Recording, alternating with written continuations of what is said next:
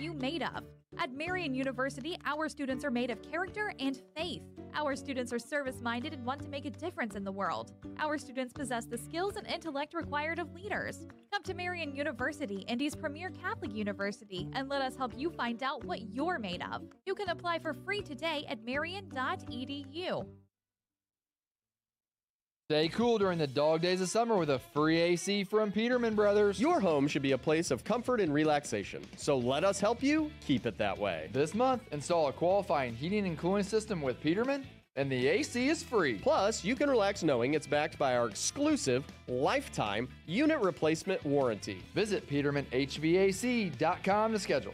Peterman Brothers, where great service runs in the family. Since 1970, Piazza Produce has grown from a single truck operation into a trusted, family-owned produce partner, bringing exceptional quality and unmatched service to the food service industry. We deliver the ingredients chefs count on. With refrigerated, GPS-tracked trucks covering more than 150 cities across the Midwest, Piazza Produce ensures your kitchen never runs out because service is everything. Piazza Produce, fresh from our family to yours. Visit piazzaproduce.com to learn more. Family owned and operated since 1971, O'Reilly Branson Funeral Service and Crematory has been dedicated to serving families with the utmost dignity and compassion. The staff at O'Reilly Branson are experts in pre-planning, cremation, and at-need funeral arrangements and have a long history of supporting your Roncalli Royals. Your wishes are honored to the finest detail, allowing you to celebrate the life and cherished memories of your loved ones. For more information, visit O'ReillyBranson.com. O'Reilly Branson, where our Catholic family serves your Catholic family. Poorman is a full-service printing and brand communications company. From creative services and strategy to print, signage, digital output, warehousing and fulfillment, mailing, e-commerce storefronts, and even mobile solutions. They are dedicating to helping their clients get the most out of their brand communication efforts with the quality they can see and results they can be sure of. Get the most out of your brand communications. Certified to be the best, Poorman.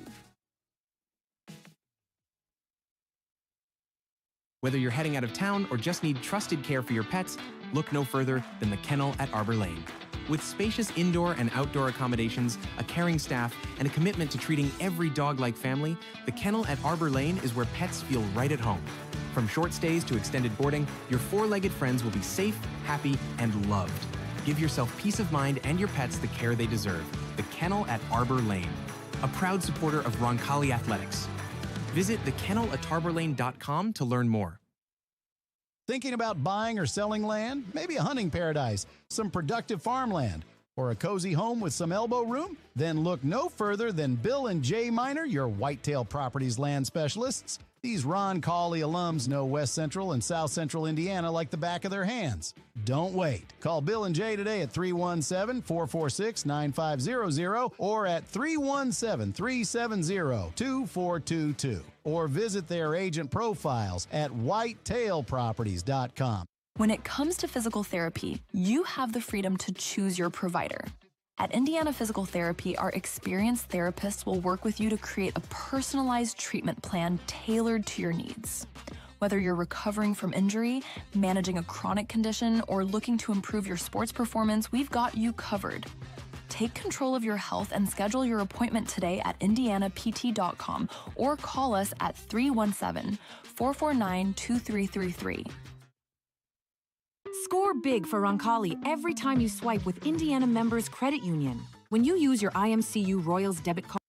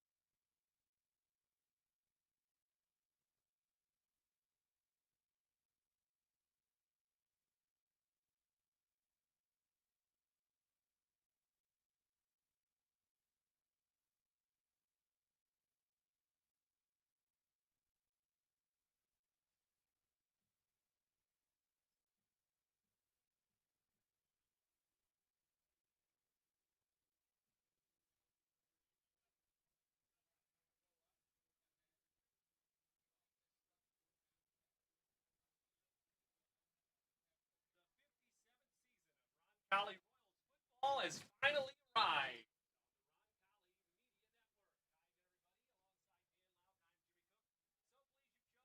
Part of your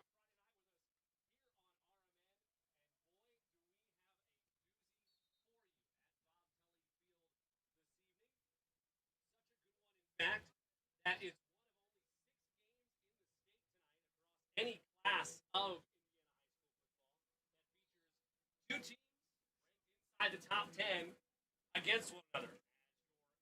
6th ranked Roncalli Royals, 9th ranked Dwenger Saints. Tonight, the theme of this season for second-year head coach Sam Muley is comfortability. Is familiarity, is an opportunity to have the very earliest of barometer games that you can, which is literally the season opener, as you have a potential state finals preview.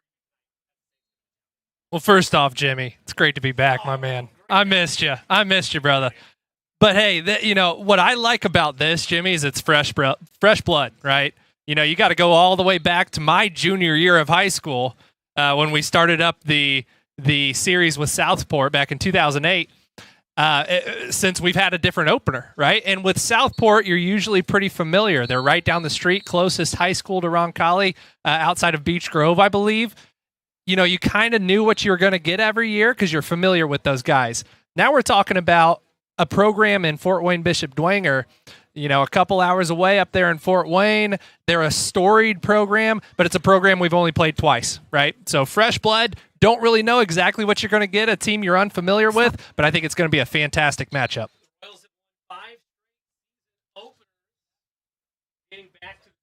Since 1947, Indianapolis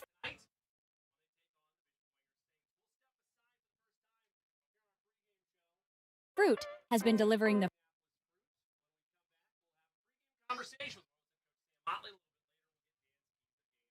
as well. It's pregame time on the board. It's the Royals. Do it. Cali Network. freshest fruits, vegetables, and flowers to Midwestern retailers, bringing quality and trust to every produce aisle. With over 170 refrigerated trucks, a premium supply chain, and more than 3,000 SKUs, including organic, ethnic, artisan, and gourmet grab-and-go options. We provide a full-service experience from farm to market. Indianapolis Fruit. Produce a fresh experience. Are you looking for a company that cares about meeting your financial needs? Werner Financial is the place for you. Our owner, Jason Werner, is a proud Roncalli member of the class of 2005 and has extensive knowledge and experience ensuring your investments are customized to fit your goals. The Werner Financial team is one that works for you and will handle your assets with precision and confidence. Our goal is for you to not only feel secure in your finances, but also to see real growth. Visit wernerfinancial.com to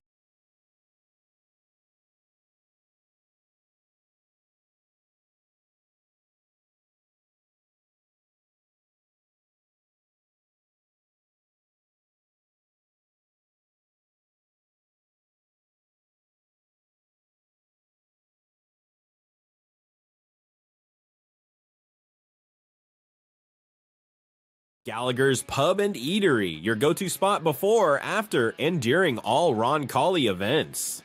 As a family-owned and operated establishment, we take pride in offering a warm, friendly atmosphere where you can savor delicious pizza, fresh salads, mouth-watering wings, and a wide selection of ice-cold beverages. With 25 smart TVs around the venue, you'll catch every moment of the action and never miss a sporting event. Whether you're gearing up for the big game or celebrating a win, Gallagher's is the place to be. Are you looking for a company that cares about meeting your financial needs? Werner Financial is the place for you. Our owner, Jason Werner, is a proud Roncalli member of the class of 2005 and has extensive knowledge and experience ensuring your investments are customized to fit your goals. The Werner Financial team is one that works for you and will handle your assets with precision and confidence. Our goal is for you to not only feel secure in your finances, but also to see real growth. Visit wernerfinancial.com to set up your meeting today and get started on your financial future. Providing comfort for families in their time of need is the main concern of the staff at Lauk-Veldoff Funeral Home. We are a small family-owned firm and take great pride in the personal service we offer and the family-like atmosphere at our facility. At Lauk-Veldoff, we only serve one family at a time, providing compassionate care and affordable options. Truly part of your community. Lauk-Veldoff Funeral and Cremation Services. Call 317-636-6655. Stay cool during the dog days of summer with a free AC from Peterman Brothers. Your home should be a place of comfort and relaxation, so let us help you keep it that way. This month, install a qualifying heating and cooling system with Peterman, and the AC is free. Plus, you can relax knowing it's backed by our exclusive lifetime unit replacement warranty. Visit PetermanHVAC.com to schedule. Peterman Brothers, where great service runs in the family. When you need the job done right, trust Indiana Electrical Services, your IBEW 481 union contractor. Proud sponsor of Roncalli Athletics, we're here to handle all your electrical needs, big or small. Jeff Russell, class of '99, and David Moran, class of '94, are proud to serve the community they love. And of course, we're cheering on the Royals every step of the way. Indiana Electrical Services, powering your home, your business, and your school spirit. Building your vision from concept to creation. At GMCO Constructors, we're your one-stop partner in commercial construction, from mechanical, electrical, and plumbing systems to building automation and post-project service. With design-build solutions across 30-plus states, we deliver projects on time, on budget, and built to last. Our strength, innovation, safety, and service. GMCO engineers the right system that works smarter and works longer. GMCO Constructors, a proud supporter of the Roncalli Royals. Visit wearegemco.com today. GMCO, building your vision, concept to creation. Harding Poorman is a full-service printing and brand communications company. From creative services and strategy to print, signage, digital output, warehousing and fulfillment, mailing, e-commerce storefronts, and even mobile solutions. They are dedicating to helping their clients get the most out of their brand communication efforts with the quality they can see and results they can be sure of. Get the most out of your brand communications. Certified to be the best, Harding Poorman. Since 1970, Piazza Produce has grown from a single truck operation into a trusted, family-owned produce partner, bringing exceptional quality and unmatched service to the food service industry. We deliver the ingredients chefs count on. With refrigerated, GPS-tracked trucks covering more than 150 cities across the Midwest, Piazza Produce ensures your kitchen never runs out because service is everything.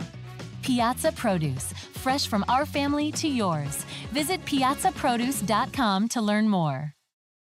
Thinking about buying or selling land? Maybe a hunting paradise, some productive farmland, or a cozy home with some elbow room? Then look no further than Bill and Jay Miner, your Whitetail Properties land specialists. These Roncalli alums know West Central and South Central Indiana like the back of their hands. Don't wait. Call Bill and Jay today at 317-446-9500 or at 317-370-2422 or visit their agent profiles at whitetailproperties.com.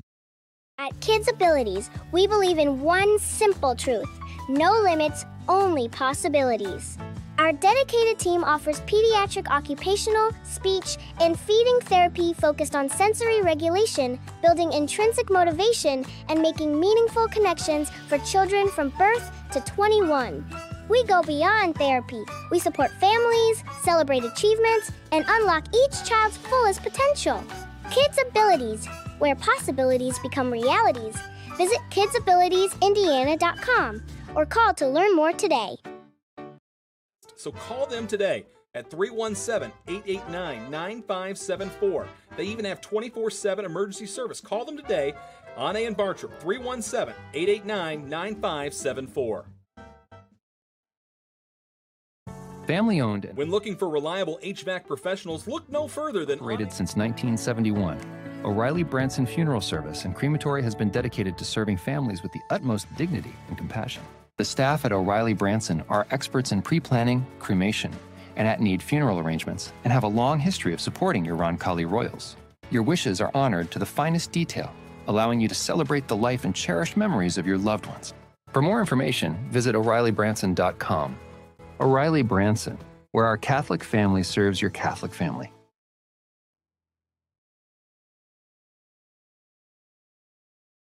Since 1947, Indianapolis Fruit has been delivering the freshest fruits, vegetables, and flowers to Midwestern retailers, bringing quality and trust to every produce aisle. With over 170 refrigerated trucks, a premium supply chain, and more than 3,000 SKUs, including organic, ethnic, artisan, and gourmet grab-and-go options. We provide a full-service experience from farm to market. Indianapolis Fruit. Produce a fresh experience. Since 1988, McGee & Company Fine Jewelers has been Greenwood's trusted, family-owned jeweler, helping you celebrate life's most memorable moments. From bridal sales and insurance appraisals to custom designs and expert repairs, we're a full-service jewelry store with an extensive showroom of fine fashion and bridal jewelry. And if you don't see exactly what you're dreaming of, our award-winning designers will create it just for you. McGee & Company Fine Jewelers, built on service, dedicated to quality. Visit us at 880 U.S. Highway 31 North in Greenwood, just across from the Greenwood Park Mall, or online at McGeeJewelers.com. Welcome back to the Roncalli Royals pregame show. The season opener upon us, and not just the season opener, the home opener, as the Royals get set to take the field here at Bob Tully Field in just a few moments, but joining us as he does each and every pregame, Royals head coach Sam Muley. Coach, how was the summer? Good to talk to you. Good to talk to you, Jimmy. It was great. Team had a really solid summer, a lot of good work done, a lot of improvement. So I know the boys have worked hard and they're excited for week one. Well, it's a big week one. Bishop Dwenger out of Fort Wayne. The Saints always a power within 4A, the opener tonight. We'll get to them in a second, but I want to stick with your group, and I want to start first with that quarterback room. The journey for Colin Ash has been a remarkable one. There's been growth. There's been adversity. There's been, exactly how I think you would want a quarterback to be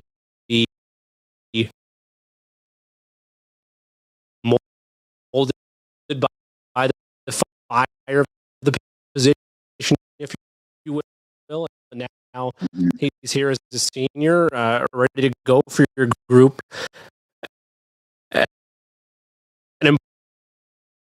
Welcome back to the Roncalli Royals pregame show. The season opener upon us, and not just the season opener, the home opener, as the Royals get set to take the field here at Bob Tully Field in just a few moments. But joining us as he does each and every pregame, Royals head coach Sam Muley. Coach, how was the summer? Good to talk to you. Good to talk to you, Jimmy. It was great. Team had a really solid summer, a lot of good work done, a lot of improvement. So I know the boys have worked hard and they're excited for week one. Well, it's a big week one. Bishop Dwenger out of Fort Wayne. The Saints always a power within 4A, the opener tonight. We'll get to them in a second, but I want to stick with your group, and I want to start first with that quarterback room. The journey for Colin Ash has been a remarkable one. There's been growth. There's been adversity. There's been, exactly how I think you would want a quarterback to be molded by the fire of the position, if you will. And now he's here as a senior, ready to go for your group. An important component last year is your first year at the helm. What's it mean to have him back, and what have you seen from him in the offseason? It's a big deal. He's, we all know he's a very talented football player, very talented athlete, but he's a great leader. Being in a position to play varsity football as, a sophomore and having that experience, your sophomore, your junior year, man, it's extremely valuable. And it's like you said, the hardest steel's forged in the hottest fires. There's no way, to learn on the job than playing young and playing for as long as he has. So we're excited to have him back. He's done a great job as a senior leader. A quarterback to be molded by the fire of the position, if you will, and now he's here as a senior, ready to go for your group. An important component last year is your first year at the helm. What's it mean to have him back, and what have you seen from him in the offseason? It's a big deal. He's, we all know he's a very talented football player, very talented athlete, but he's a great leader. Being in a position to play varsity football as, a sophomore and having that experience, your junior year, man, it's extremely valuable. And it's like you said, the hardest steel's forged in the hottest fires. There's no way, to learn on the job than playing young and playing for as long as he has. So we're excited to have him back. He's done a great job as a senior leader all throughout the summer. He's embraced, the quarterback positions. He's made great strides.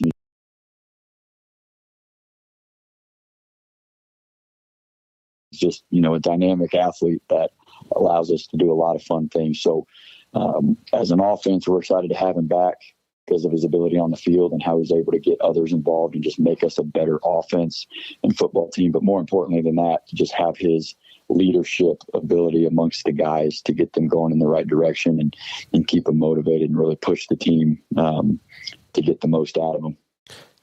Sticking with that side of the ball, I felt like last year and really the last couple of seasons for the Royals, you've seen, your bell cow running backs, but you've also seen a good buy committee or rotation breather group where there's not a massive drop off between your RB1 and your RB2, if you will. Walk me through a little bit of that running back room this year with Zach Dozier obviously returning, and you've seen his strides year over year, and then what, Turner Douglas and company are going to bring to the table as well. Yeah, they're both very talented. And it's like you said, the more guys that we have that can compete for a position, the more they'll push one another and really hone their skills, hone their craft as tailbacks. So having two guys to be able to do the job, keep each other fresh, use them in different situations that suits their skill set based on where we're on the field or what we're trying to do. Again, it's very valuable for us, and it just allows us to be more dynamic. I know you and I talked about this through our conversations as an offense is we want to be balanced, not in the sense we'll throw or run the ball equally, but we want to be able to take what the defense has given us and be productive. And having a lot of guys that can play around the offense, it just allows us to do that, to take advantage of matchups and again, be productive and create explosive plays. So those two are definitely a part of that. So excited to see Zach and Turner get after it week one. Last one on the offensive side. I think, to best phrase it, you didn't get game to game. I think the level of consistency or just you talk about like game wrecking plays that you would have liked out of your receiving room a year ago. I don't want to speak for you there, but it felt like there was growth overall, but that, game to game, there was definitely room for them to take a step forward. And you return a lot of familiar names like Sweezy from a year ago. What has the offseason been like for that group specifically, and how are they going to situationally take charge for you this year?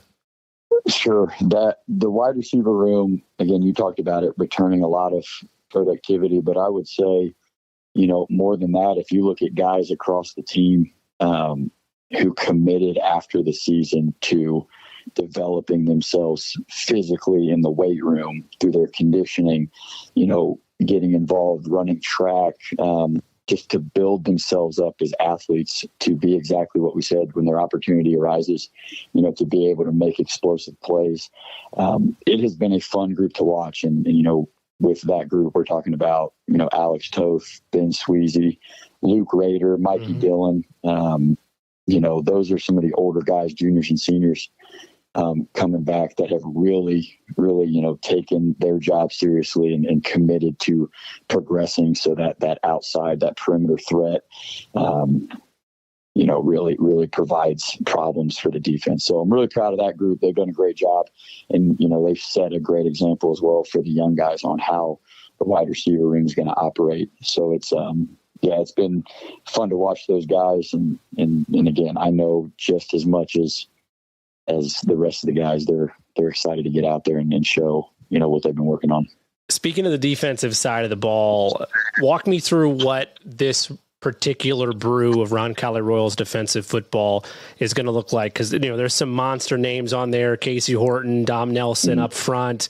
You got Luke Baker, Will Hagwood on the boundaries. Brody Heidelberger, who really had a great second half of the year last year. What is it about this group that's going to be their identity, and where will you lean on for them, like you did so often a year ago, to really not only keep you in games, but swing games at times in your favor? Mm-hmm.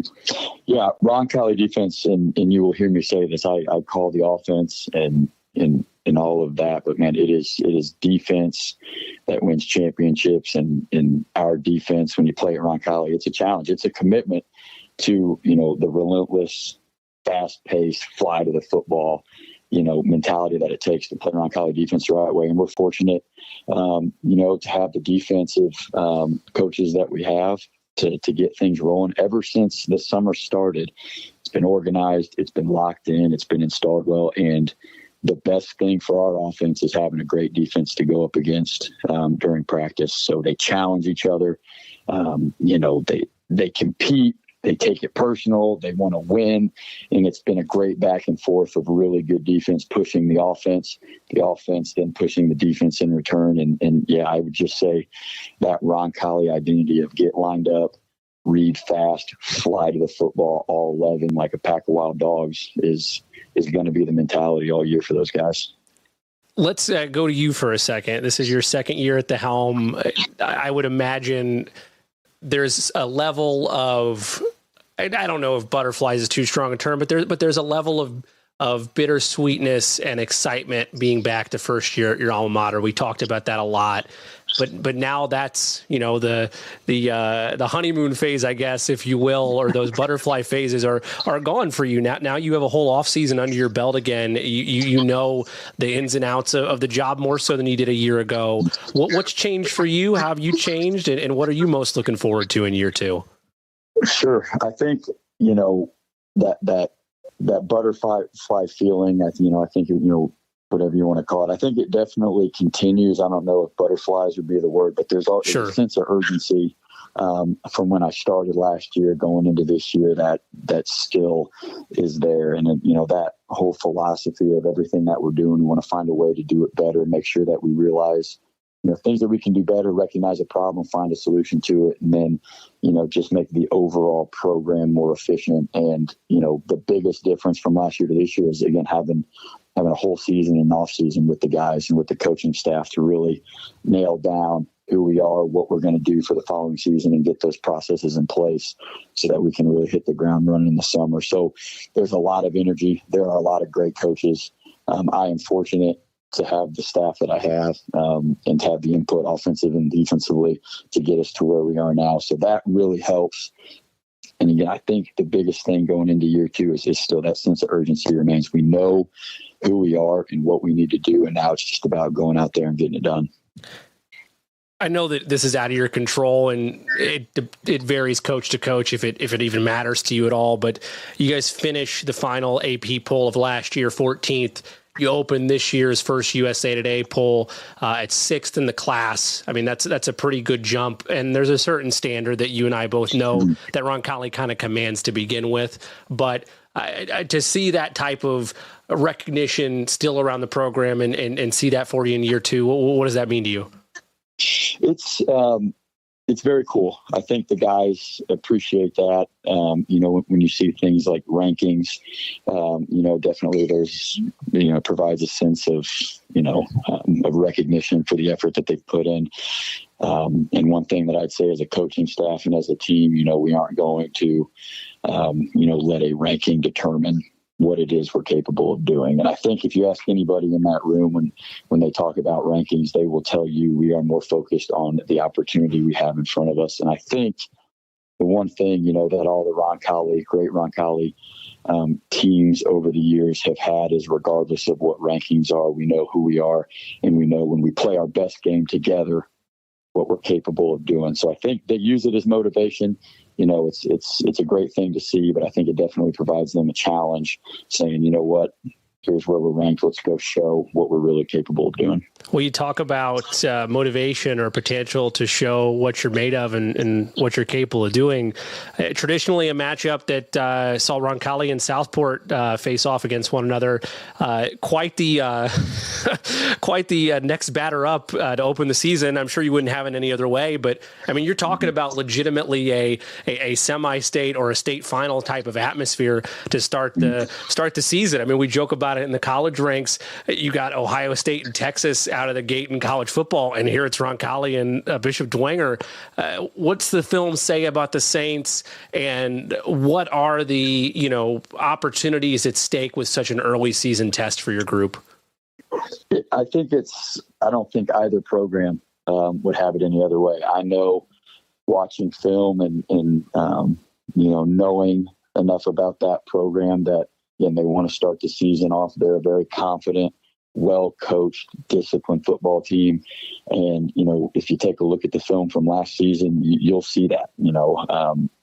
It's one of those things when you take the field with a team who's, they work hard, they're well-coached, they have a tradition that they believe in, that you're really going to get the best out of both teams. And I think as a coach going into week one, that's what you want. You want to find out after the summer what our best at this point in the season is, so that we can adjust from there and continue to get better, identify some things for the long season ahead.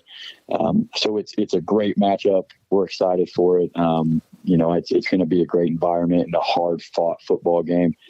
So we're excited to see how the boys play. And again, like you said, playing that game week one is an awesome opportunity to figure out, who we are as a team, and again, how we're going to develop from there. It's just going to provide a clear picture of things that are only going to make us better as the season goes on, and we start to push into the postseason. Yeah, it's a great foundational barometer game, as I like to use, out of the gate for the Royals tonight against Bishop Dwenger. Coach, last thing before we get you out of here, I don't know if you had followed any of the preseason, but I think I saw like a 70-yarder or so made by Jaguars kicker at a preseason game earlier this year. I've heard rumors Luthane can match that. Can you confirm or deny if that's if he's got that in the bag? You know what? He's pushing it. He's getting close. I can't confirm 70. We may have to get him out there, and see what that end range is. But yeah, what an awesome weapon to have with his ability, to get the ball across midfield and be in a position to score points. So yeah, he's well on his way there. So we may have to get a challenge going to see what if he can match that. I believe it. It's good to have something like that in your back pocket, and certainly good to have Gavin back along with that entire special teams unit.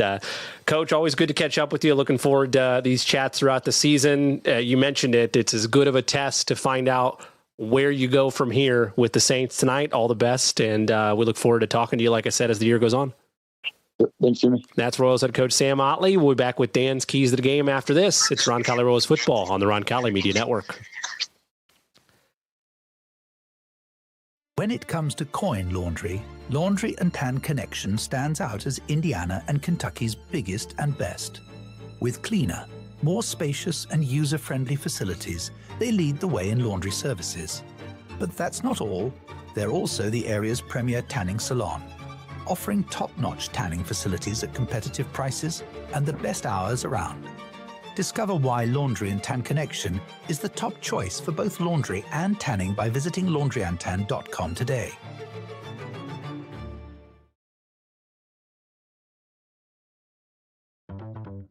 At Vision Quest Eye Care, we want to see what you see. For more than 25 years, we've offered eye exams for the whole family and care for a range of eye diseases and conditions. Pick out your glasses and sunglasses in our stunning new optical shop staffed with friendly faces. Visit us at our Greenwood and Fishers offices and schedule your visit at visionquesteyecare.com. That's visionquesteyecare.com. We want to see what you see. Marian University wants to know, what are you made of? At Marian University, our students are made of character and faith. Our students are service-minded and want to make a difference in the world. Our students possess the skills and intellect required of leaders. Come to Marian University, Indy's premier Catholic university, and let us help you find out what you're made of. You can apply for free today at marian.edu. Discover the Coin Index in Greenwood. Have you inherited a coin collection you aren't sure what to do with? Are you interested in investing in precious metals? Then the Coin Index is your ultimate destination for coins and precious metals. We buy, sell, and appraise. Located at 857 North Madison Avenue, just south of the Greenwood Park Mall. For expert service and top-notch selection, visit us at coinindex.com. The Coin Index, your trusted partner in coins and precious metals. Back to Bob Tully Field, campus of Roncalli High School.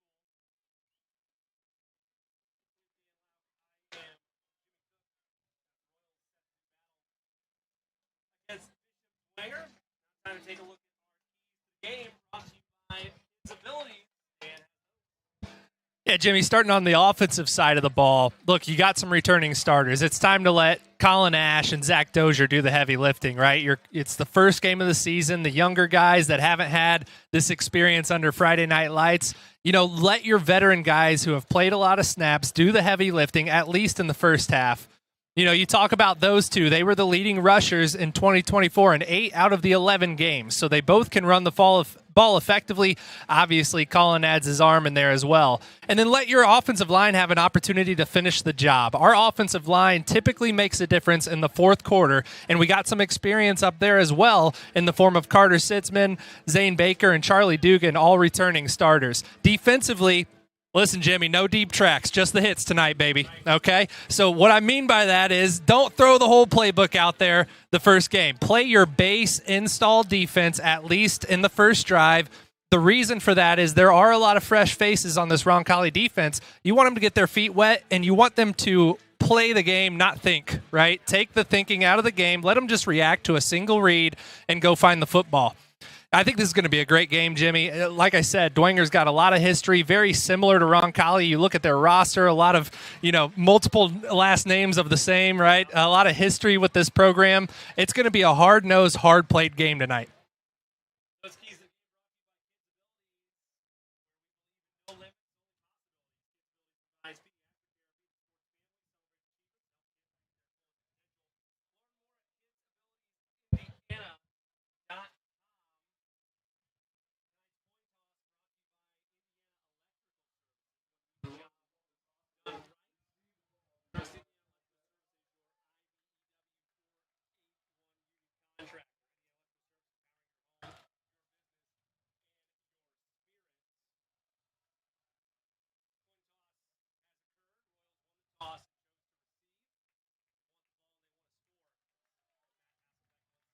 Infamously said, bring that out. Never such an instance. Game time temperature 77 degrees and cloudy sky. Temperature brought to you by our friends at Whitetail Properties.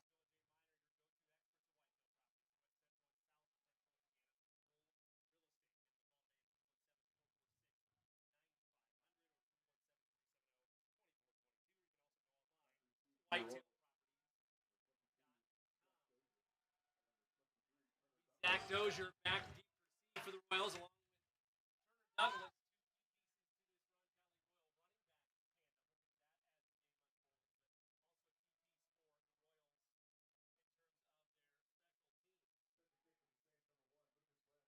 Lucas Wenz.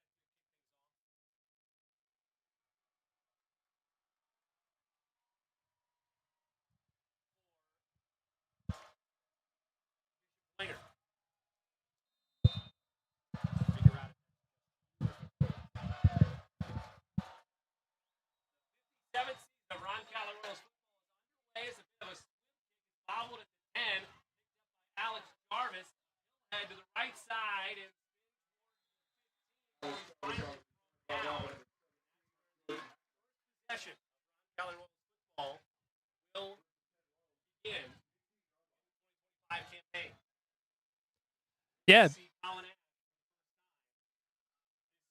Pretty nice kickoff there, Jimmy. Had to make an adjustment there and come back and scoop that ball up. You usually want it to get back to the deep man, but smart decision there to scoop it up and get what you can.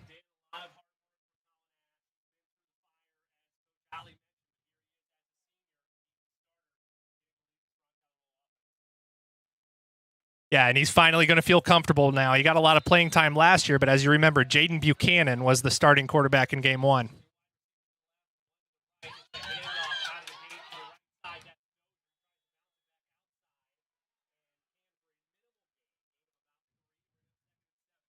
Pretty nice job there by the outside linebacker for Dwenger, Cooper Campbell. Had he not got his paws on Dozier there, we saw last year, Jimmy, how Dozier can turn on the Jets. He's a big play waiting to happen.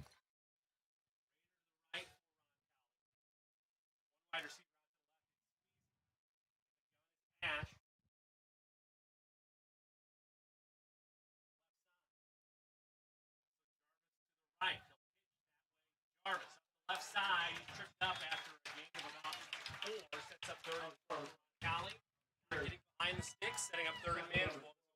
Yep, right on track there, and you're going to see a lot of that this year, Jimmy. That was a true speed option there to Jarvis. Colin Ash comfortable with that left hand. That's the way they're going to run it if they do, and we're going to see Colin Ash, like I mentioned in pregame, he's going to run the football, so expect a lot more of that than just the typical drop-back passing game.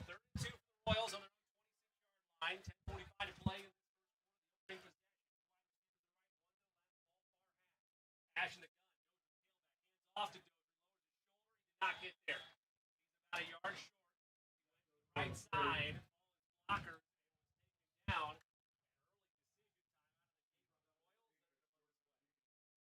Yeah, probably a smart decision there on, inside your own 30. Got to punt this one away despite it just being about a yard. Dwenger is really junking it up in the middle there. They're typically an odd front, which means 3 down linemen, but they'll bring some linebackers up to the line of scrimmage, essentially turning it into a 5-3 defense. Roncalli's had to try to bounce it outside a couple times. Obviously, the speed option was there. They're going to have to figure out the interior.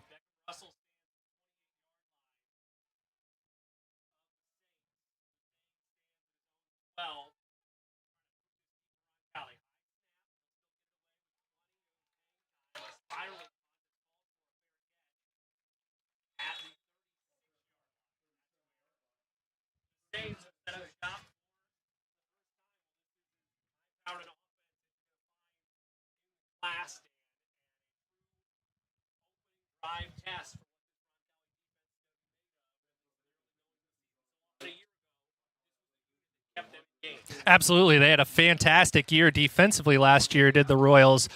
I'm really interested to see this Dwenger offense. You'll see him in a typical I formation traditional football. Long live the fullback, Jimmy. How long has it been since we saw a true I formation fullback? But they'll get in it. But the difference this year, they didn't have very much success throwing the football. But that's because their quarterback, Jordan, was hurt a majority of the year. So they come out and gun here. We'll see what they do.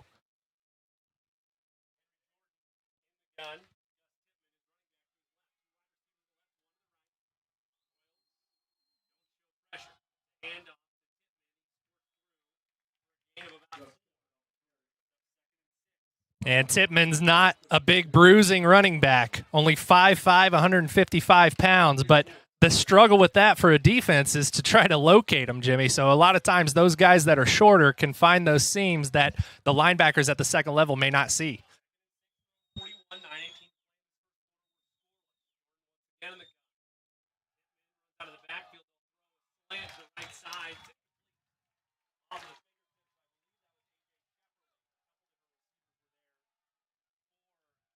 Bishop, Dwenger, I am over 6. The Royals now left, one of the right ball far hash, backfield to the left. 15 play clock. He'll take the snap. Man rush. Looks right. Throws. Flat. Caught. He runs backward. 6. Does Russell. Dive. Second effort.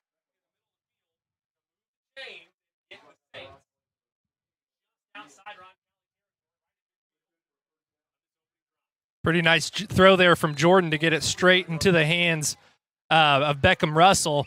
and caught the defense off guard with that running back out of the backfield to the flat there. Play action. Throws right side. In the air, deflected and nearly intercepted. Traffic. Miscommunication. Wide receiver. Off the hand of Russell.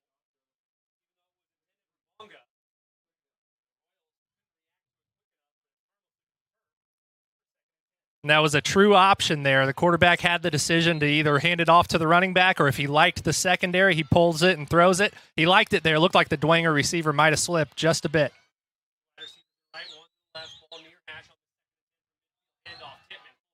Breaks a tackle, spins, turns, and nearly has the first down himself. Back to basket, base, and working. Just one. Roncalli territory now. Third one.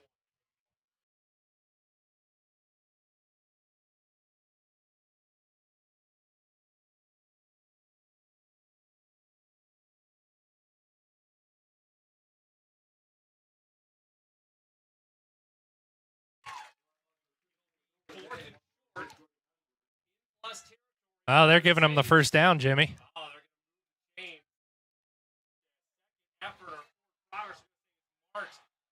Past the line of scrimmage. I don't know how you say that.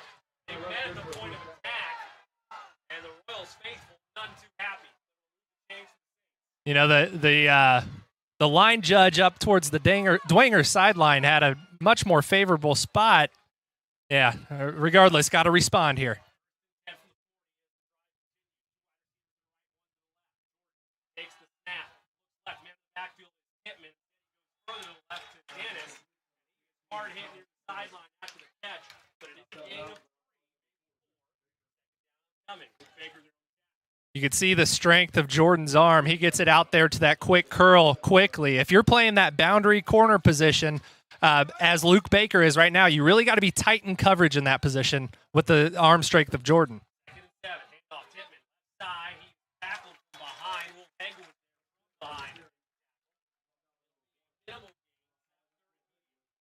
So another third of medium coming up here, Jimmy. This is the third down of this drive for Dwenger. This is the point of the drive where Roncalli had a lot of success last year getting off the field. You want to force him in. This is 4-down territory. Let's force him into it. Roncalli 36 Jordan takes a snap. Looks left. It's picked off. Picked off and intercepted by Frankie Egan. Egan down the sideline all the way to the 49-yard line. Frankie Egan jumps the passing lane, has the first turnover of the season forced for Roncalli, and the Royals respond exactly how you'd like. Yeah, fantastic there. Now, that was a little self-imposed by Dwenger. They had two receivers in the same area, allowing Frankie Egan to just lay his feet in the ground, set up camp, and just wait for that ball to be delivered to himself. So a little miscue there on the route running by Dwenger. Frankie Egan being Johnny on the spot. And that's one of those new faces we talked about, Jimmy, on the defensive side of the ball. That's got to give him all the confidence in the world. So the Royals have it 10 from 7 off trying to cash in. Ash right. He'll tuck it and run to midfield. As spins out of a tackle all the way to the 44-yard line.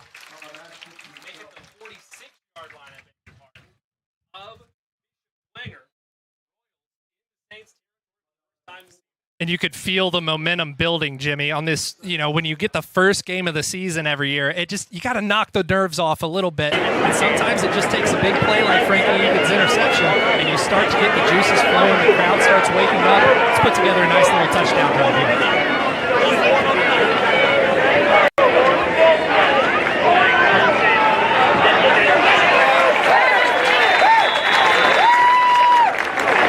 Dash on the carry, tripped up by number 8. That's Jordan Fabini. That runs good for Royals. First down at the 40-yard line.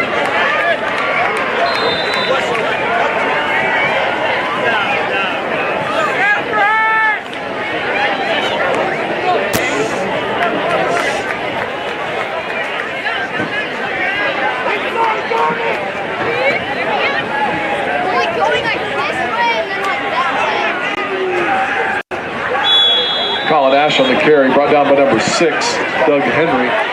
Penalty flag on the play.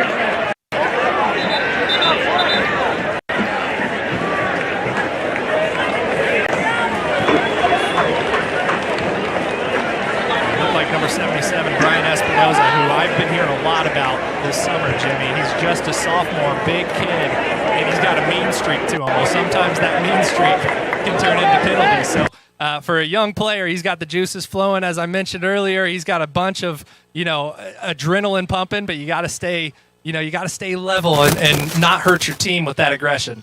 It'll bump things back for the Royals, 10 yards. Be 1st and 20 right from midfield. Still get the first down, though, from the previous play, I beg your pardon. So the Royals hopeful they can get up that yardage in a hurry. Ash, 3-step drop, looks over the middle, low throw is caught. Caught successfully on that far right sideline. Catch is made there by Alex Toth. Nice job there from Ash, just waiting for that play to develop. Toth, it was a pretty deep curl route. He waited until that window opened. The Dwenger defense is mostly going to be in a zone, a cover 3, a single high safety type look. So sometimes against a zone, you just got to wait for the window to open. 2nd and 8. 2nd and 8 from the 38. Look to the left side. It's caught by Dozier. He's tackled immediately after a gain of a yard. Try to go with the swing route there. I mentioned it the first drive, Jimmy. The Roncalli offense has had success on the perimeter so far and a couple interior runs with Ash. But if you're not going to be able to run the running back up the middle, the play is to get to the outside. Now, the difference is Dwenger's defense, very similar to Chittard in that they will fly to the football. There's going to be 11 hats on the football every time there's a tackle. Ball far hash. 2 wide receivers stacked on either side. 3rd and 9. Ash, screen pass, right side. Dozier makes a man miss, trying to evade a tackler, and he can't. He'll roll forward for a gain of about 3. It'll set up 4th and 6, and the Royals will have to go for it here. Pretty nice tackle there on the perimeter by Jackson Parrish to get Dozier to the ground. That's the second time that he's had a little hand jersey tackle. The previous one on that first drive. So decision time here for Coach Otley. Looks like he's going to take a look at going for it. And it looks like they will, barring a pooch punt. 4th and 7 from the Saints 37. 4:35 to play first quarter. 3 wide receivers to the right, 1 to the left. Ash hard counts, and the Royals got faked by their own count.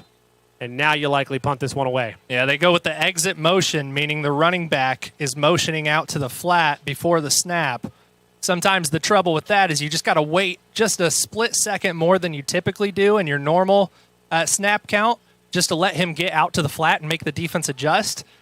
A lot of times, not on the same page there. And disappointing to see between a center and Charlie Dugan and a quarterback in Colin Ash who have played a lot of football here at Roncalli. Well, you're allowed to have those miscues, especially early season. In a perfect world, you would hope during the scrimmage and early setup and practices beforehand that's ironed out. But week 1, stuff like that's going to happen. We'll see how the Royal defense responds as Gavin Luthane stands at the 45 trying to pin the Saints deep.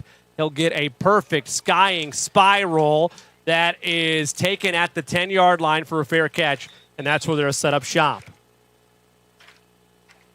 Hey, pretty good job there by the Roncalli offense to at least flip the field. You obviously don't get points out of that interception by Frankie Egan, but silver lining, you've pinned the Dwenger offense inside their own 10.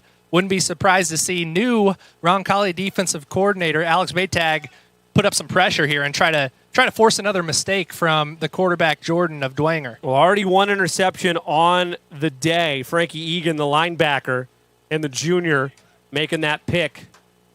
And the Royals would love to get another turnover here deep within their territory with the Saints back up against the 10. It'll be 1st and 10 from the 10, 4:22 to play in this first quarter. We're scoreless. Jordan in the gun. Tippmann is running back. Hands off to Tippmann, and he is leveled up the middle after a gain of 2, 2nd and 8.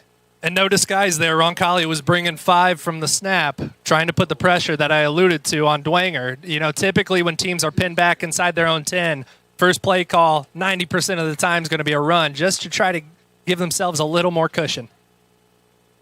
Jordan looks at his play sheet, has 3 wide receivers to the left and 1 to the right. Ball far hash on this 2nd and 8 from their own 11. Swing pass, left side.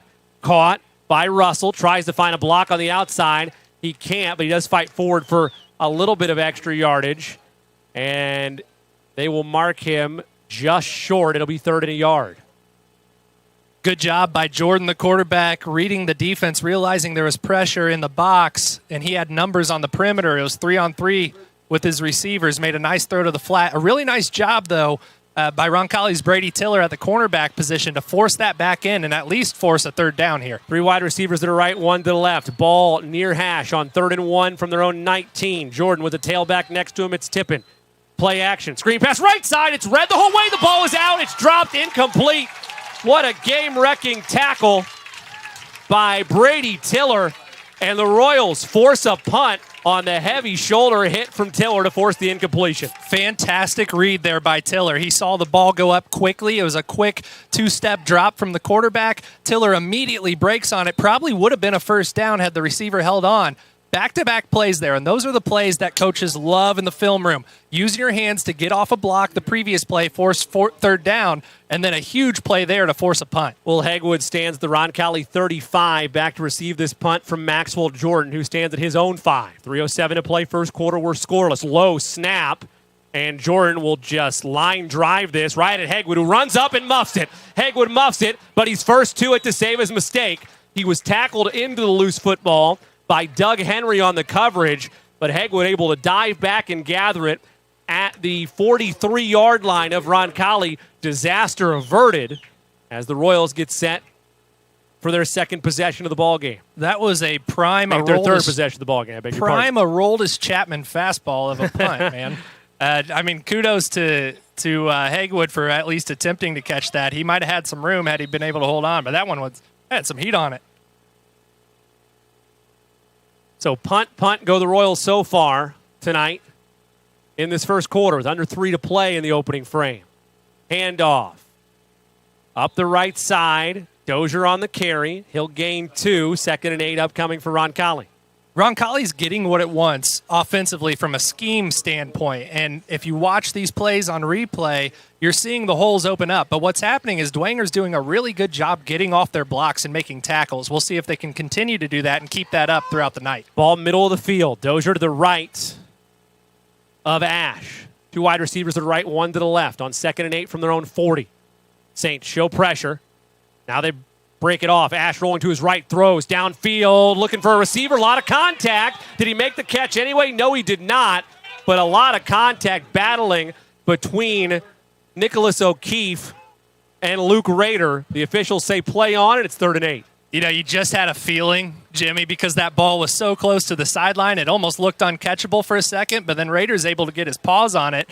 Did look like he had feet in bounds, and the defender was all over him. But it's one of those plays where you think, the referee's probably looking more at, is he going to make the catch rather than was there a defensive penalty? No excuse there, but got to make a big play here on 3rd and long. 10 on the play clock, 2:19 to play in this opening quarter. 3rd and 8 for the Royals from their own 40. Ball middle of the field. 3 wide receivers to the left, 1 to the right. Ash, 3-step drop, rolls to his left, looks, tucks and run, has space, dives for the stick, and they're going to have him, I believe, a yard short.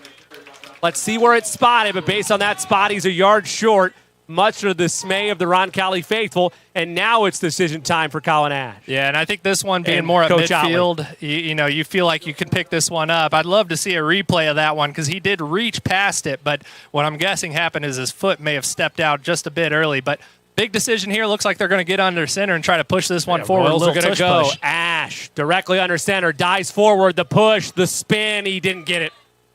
He did not get it. It's much harder to do at this level. We'll wait for maybe a secondary mark. From the naked eye, Ash is a half yard short, and the Saints are going to turn the Royals over on downs. They do indeed do just that. Ash and the Royal offensive line not able to win at the point of attack. Tip the cap to the Saints, and they force a turnover on downs by the Royals. That's a huge play. That's a who wants it more play, Jimmy. It doesn't matter what opponent is you're facing here. That's just, hey, mano, who wants this yard more? And that time the Dwenger defense did. This Roncalli offensive line, which I talked about being a little bit more experienced, got to show a little toughness there, find a way to pick that one up. Well, as was the case a year ago, the Royal defense once again being asked to answer the bell. They've done it so far tonight in exclamation point-like fashion. Quick handoff, right side, go the Saints. Tippmann on the carry to the right. He'll pick up 2, make it 2nd and 8 with under 2 minutes to play in this first quarter. Royals nothing, Saints nothing. It was a good job driving. Good job at the snap there by Nolan Denny, the defensive end, big defensive end, 6'5". Had a chance to make a play in the backfield, but Tippmann, again, being 5'5", 155, he's a slippery little guy back there, was able to break that tackle and pick up positive yardage. 2 wide receivers to the right, 1 to the left for the Saints. Ball, far hash. Jordan, handoff. Tippmann with blockers in front. He lowers his shoulder and spins up the middle for a first down as the Saints really starting to win up in the trenches. Yeah, both sides of the ball, Jimmy. The interior of both the defensive and offensive lines advantage Dwenger right now.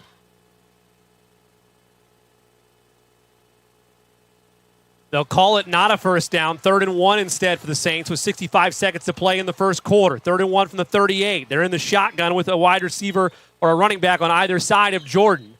And a timeout or a flag first. Let's see. I think Roncalli had to burn one there. They weren't lined up properly. Some miscues there, Jimmy, that you see that in that game 1 that we got to get rid of. We'll take a break with them. 58 seconds to play here in the first. Big 3rd and 1 upcoming for the Saints. Royals nothing. Bishop Dwenger nothing on the Roncalli Media Network.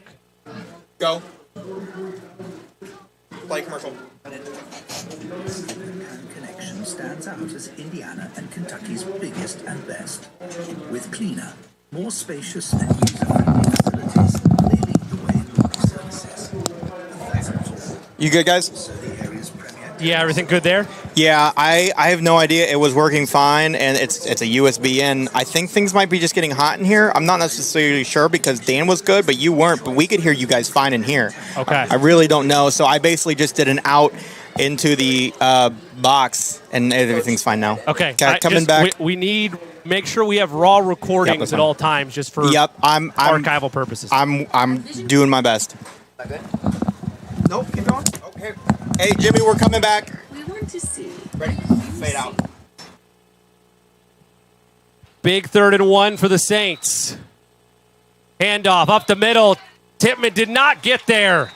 The Royals stonewall him. In fact, he lost a yard. It's going to be 4th and 2 with 58 seconds left to play in this opening quarter and decision time for Bishop Dwenger. They're going to keep the offense out there, it looks like. Jimmy, we got lucky there. Coming out of a timeout, no excuses, but our defense was not lined up properly again. We tried to call a timeout, and the side judge was walking toward the middle to signal that timeout. They ran the play.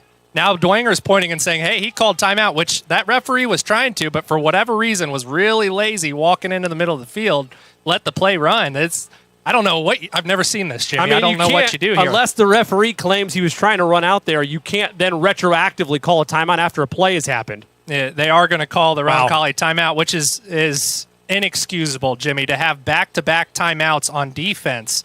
It's not even the second quarter yet. You're really putting yourself behind the sticks here. Got to get it lined up properly. We're going to step aside again. 47 seconds to play here in this first quarter. Big 3rd and 1 upcoming for the Saints on the Roncalli Media Network. At Vision Quest Eye Care, we want to see what you see. For more than 25 years, we've offered eye exams for the whole family and care for a range of eye diseases and conditions. Pick out your glasses and sunglasses in our stunning new optical shop staffed with friendly faces. Hey, I'm getting reports of text that they can hear us when we're talking back and forth on the YouTube feed. So figure it out. 5, 4, 3, 2, 1.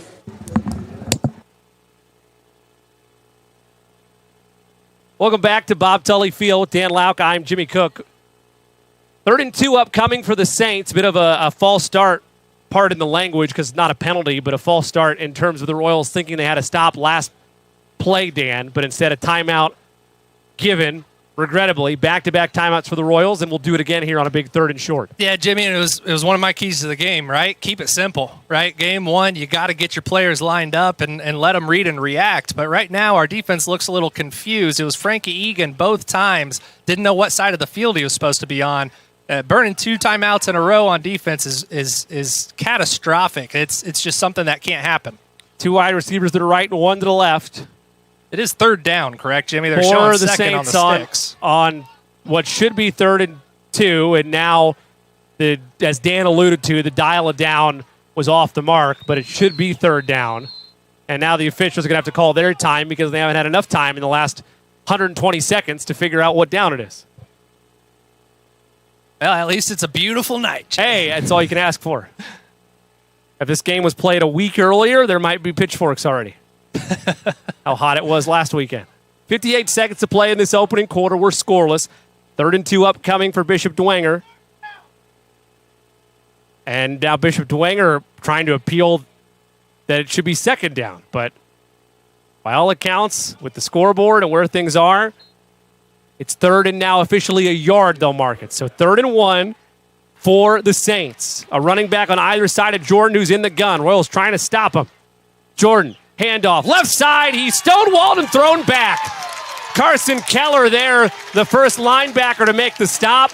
4th and 1. We wait. No timeouts were called. No pauses in the action. And now it's decision time for the Saints. They're going to punt this away. Hey, I challenged the offensive and defensive lines. I said, we're getting beat at the point of the attack. Zane Baker heard me. He took that personally. He split his block immediately and made a tackle in the backfield. You know, that's a huge play because you would have expected Dwenger to potentially go for it had they even got no yardage. But the loss of yardage forces a punt. Jordan set to punt it away. Hegwood stands for Roncalli at their own 10. Jordan at the 45 of Dwenger. He'll punt a spiraling punt that will be bouncing at the 10 to the 3, and it's perfectly down at about the 2-yard line by Doug Henry, and that's where the Royals will set up shop and what'll be, in all likelihood, the final play of this first quarter. With 6 seconds left on the Marian University scoreboard, we're scoreless. Royals nothing, Saints nothing. Royals so far tonight, punt, a turnover on downs. And I alluded to it when Dwenger was pinned inside their own 10. Roncalli's offensive job on this possession, you know, it's the battle within the war. You got to find a way to pick up 2 first downs. That's the goal. Anything past that is icing on the cake, but you want to at least flip the field and play field position. So the play calling is going to reflect that on these first couple plays. It'll be 1st and 10 from their own 2. Ash stands in the end zone. He takes the snap. He'll run it out and get a little bit of breathing room out to the 4. That'll be the final play of this first quarter. 1 quarter down in this, the season opener, the 57th season of Roncalli Royals football. We're scoreless. Roncalli nothing, Saints nothing. 2nd and 8 for Roncalli from their own 4. To start the second quarter, we come back on the Roncalli Media Network. Marian University wants to know, what are you made of? At Marian University, our students are made of character and faith. Our students are service-minded and want to make a difference in the world. Our students possess the skills and intellect required of leaders. Come to Marian University, Indy's premier Catholic university, and let us help you find out what you're made of. You can apply for free today at marian.edu. Since 1970, Piazza Produce has grown from a single truck operation into a trusted, family-owned produce partner, bringing exceptional. Hey, I know you guys are probably getting blown up. I'm getting blown up too. I'm working really hard. I got we're struggling up down here. That's all right. Camera-wise, they can hear. I'm sure you know everything. No, yeah, I'm sure you know they can hear our live conversation right now. At least that's the text I'm getting, and we had the mic issues to begin with, but I'm sure you're well aware and doing what you can to fix it. Yeah, you can hear our conversation right now? I've been getting texts from a couple Roncalli parents that they can hear it when we're over this channel. If you're a Roncalli parent and can still hear me, please text me and let me know that. But I've gotten texts that they can still hear us when we're on this channel. Okay. All right. Well, I'm going to mute this again. All right. Performance, we've got you covered. Take control of your health and schedule your appointment today at indianapt.com or call us at 317-449-2333.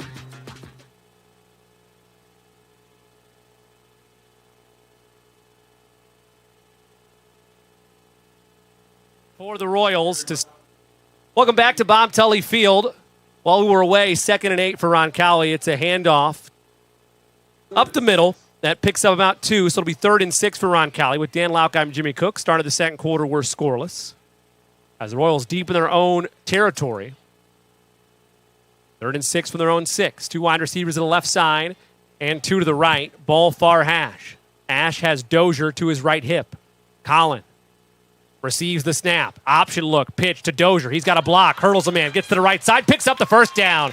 Extra effort and some dance moves to boot for Zach Dozier. Moves the chains for the Royals, and more importantly, Dan, gives the offense some much-needed breathing room. He is so comfortable on the perimeter, Jimmy, and you'll see he made a nice little jab step inside, forcing the corner to think he was going to cut inside, got to the sideline, picked up a crucial first down. I talked about it, Jimmy. 2 first downs is the goal on this drive. Anything past that is cake, and they were able to pick up that first one. It'll be 1st and 10 for the Royals from their own 16. Ball far hash. 2 wide receivers to the left side and 2 to the right. Ash in the gun. Dozier directly behind him. We're scoreless. Handoff. Dozier up the middle, lowers his shoulder, and he'll pick up 2. Still not much established in between the tackles, Jimmy, outside of the quarterback running the football, which is advantageous because you've got an extra blocker. But as far as running our running backs, Dozier and Douglas, in between the tackles, the Dwenger defense is really stuffing it up inside there. 2nd and 8 for Roncalli from their own 18-yard line. 10:50 to play in this second quarter. We're scoreless. 2 wide receivers to the right side, 2 stacked to the left. Ash has the ball. Far hash. Takes the snap. Looking left, airing it out. Downfield for Dillon. It's intercepted. No, Dillon ripped it away. Oh, my. Dillon catches it at the 48-yard line of Roncalli, left side of the field. Mikey Dillon ride the elevator to the top floor and ripped it away from the defender. Looked like a surefire interception. Instead, a big gainer for the Royals as they're in business on this opening drive of the second quarter. Hey, fantastic across the board. First off, Mikey Dillon gets on top of his defender, which is right where you want to be on that corner route. Colin Ash puts that ball up in the air, a little rainbow toss. That gives the receiver the best chance to go up and make a play, and that's what he did. Ball near hash on this 1st and 10 from the 48. A gain of 30 on that pass completion. And a shoestring tackle leads to a loss of 2 as Dozier could not get free on the left side. Brings up 2nd and 11, they'll call it. A loss of 1 on the play. Roncalli just really getting beat at the tackle spots right now. They're having a lot of issues with Dwenger's outside linebackers that are going to walk up there to the edge. Just nothing doing there on the edge. I don't know if it's schematically what Dwenger's doing, that the communication up front is struggling, but we're just not being able to effectively run the ball with Dozier up the middle right now. 2 wide receivers to the right side and 1 to the left. Ball near hash. Ash in the gun. Looks left. Hit as he throws, and the pass is high. Incomplete. A battle between Thomas Dennis and Luke Rader. He wanted a penalty as he argued he was impeded from jumping to fully grasp that ball. The Dwenger faithful say it was a little high. And the Dwenger faithful are correct, Jimmy. That's not a penalty. I was a defensive back coach for a long time, and that defensive back has the same right to the ball as the Roncalli receiver. That was not a well-thrown ball by Colin Ash. They're never going to give you that penalty. So it'll be 3rd and 11 from their own 47 for the Royals with 9:40 to play in this first half. 3 wide receivers to the left, 1 to the right. Ash looking right. Pocket collapsing. He dances. He spins. He turns. He creates some space, but all that dancing leads to a gain of maybe a yard. In fact, no gain on the play. 4th and 11 for the Royals from their own 47-yard line, and no thought about it. They're going to punt this one away. And once again, the Fort Wayne Bishop Dwenger front 7 is the story here tonight. If Roncalli can't find a way to establish the run on those 1st and 2nd downs, they're going to be stuck in a position they don't want to be. Colin Ash does not want to throw the ball 30, 40 times a game. That's not the type of quarterback he is. He wants to throw the ball on 1st down to catch you off guard, not on 3rd and 7, 3rd and 8. Beckham Russell stands back at the Saints 10. Luthane at his own 35 gets a beautiful spiraling vertical punt that Beckham fair catches at the 20, and that's where the Saints will set up shop. 8:53 to play in this second quarter. We're scoreless on the Marian University scoreboard. Thank you, Marian University. Just 10 minutes from downtown Indy.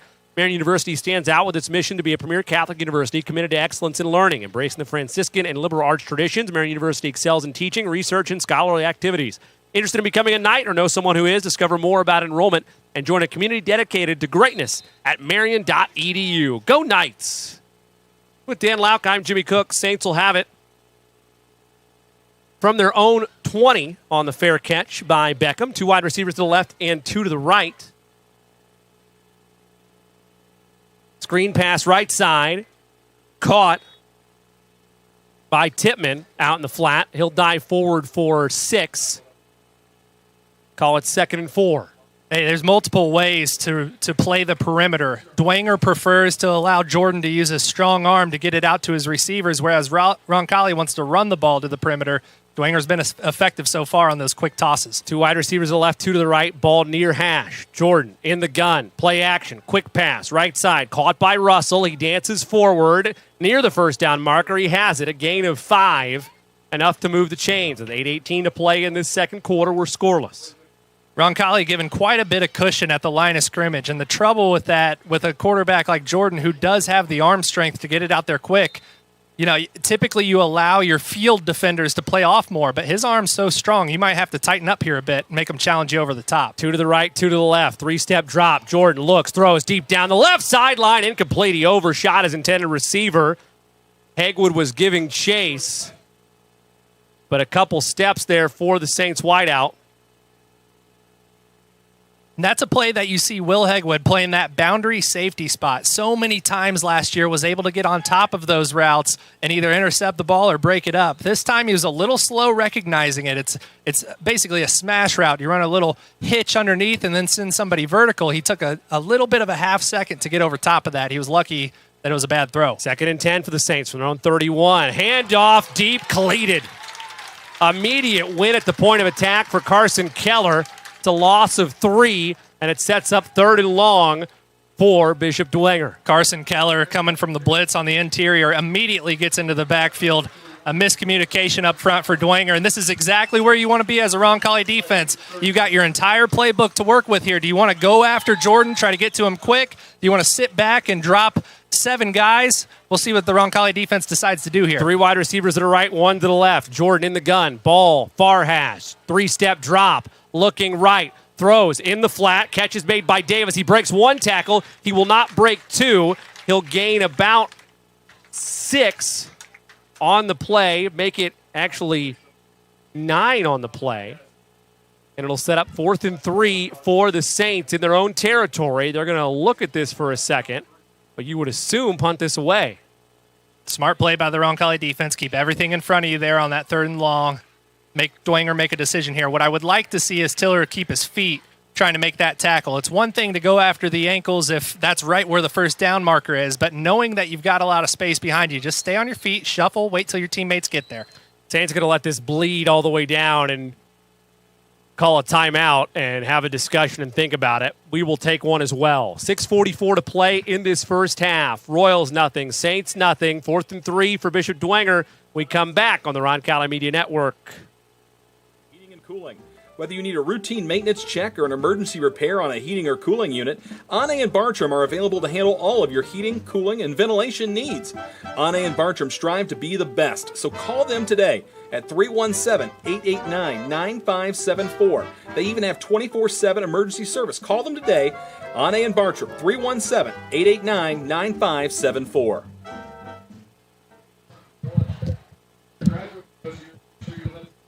Back at Bob Tully Field with Dan Lauk, I'm Jimmy Cook. 6:44 to play in this second quarter. Want to remind you, we have an opportunity. If you'd like a shout-out tonight, we'll do so via the Royal Roll Call, brought to you by the Kennel at Arbor Lane. Be sure to tweet at Dan_Lauk or at the J Cook, and we'll give you a shout-out. In tonight's third quarter, the Kennel at Arbor Lane gives you peace of mind knowing your pets are safe and cared for. The Kennel at Arbor Lane, where pets feel at home and Royals fans stay safe. Proud supporter of Roncalli Athletics. 4th and 3 for the Saints from their own 38. They've decided to punt this away. Standing at the 20-yard line is Will Hegwood.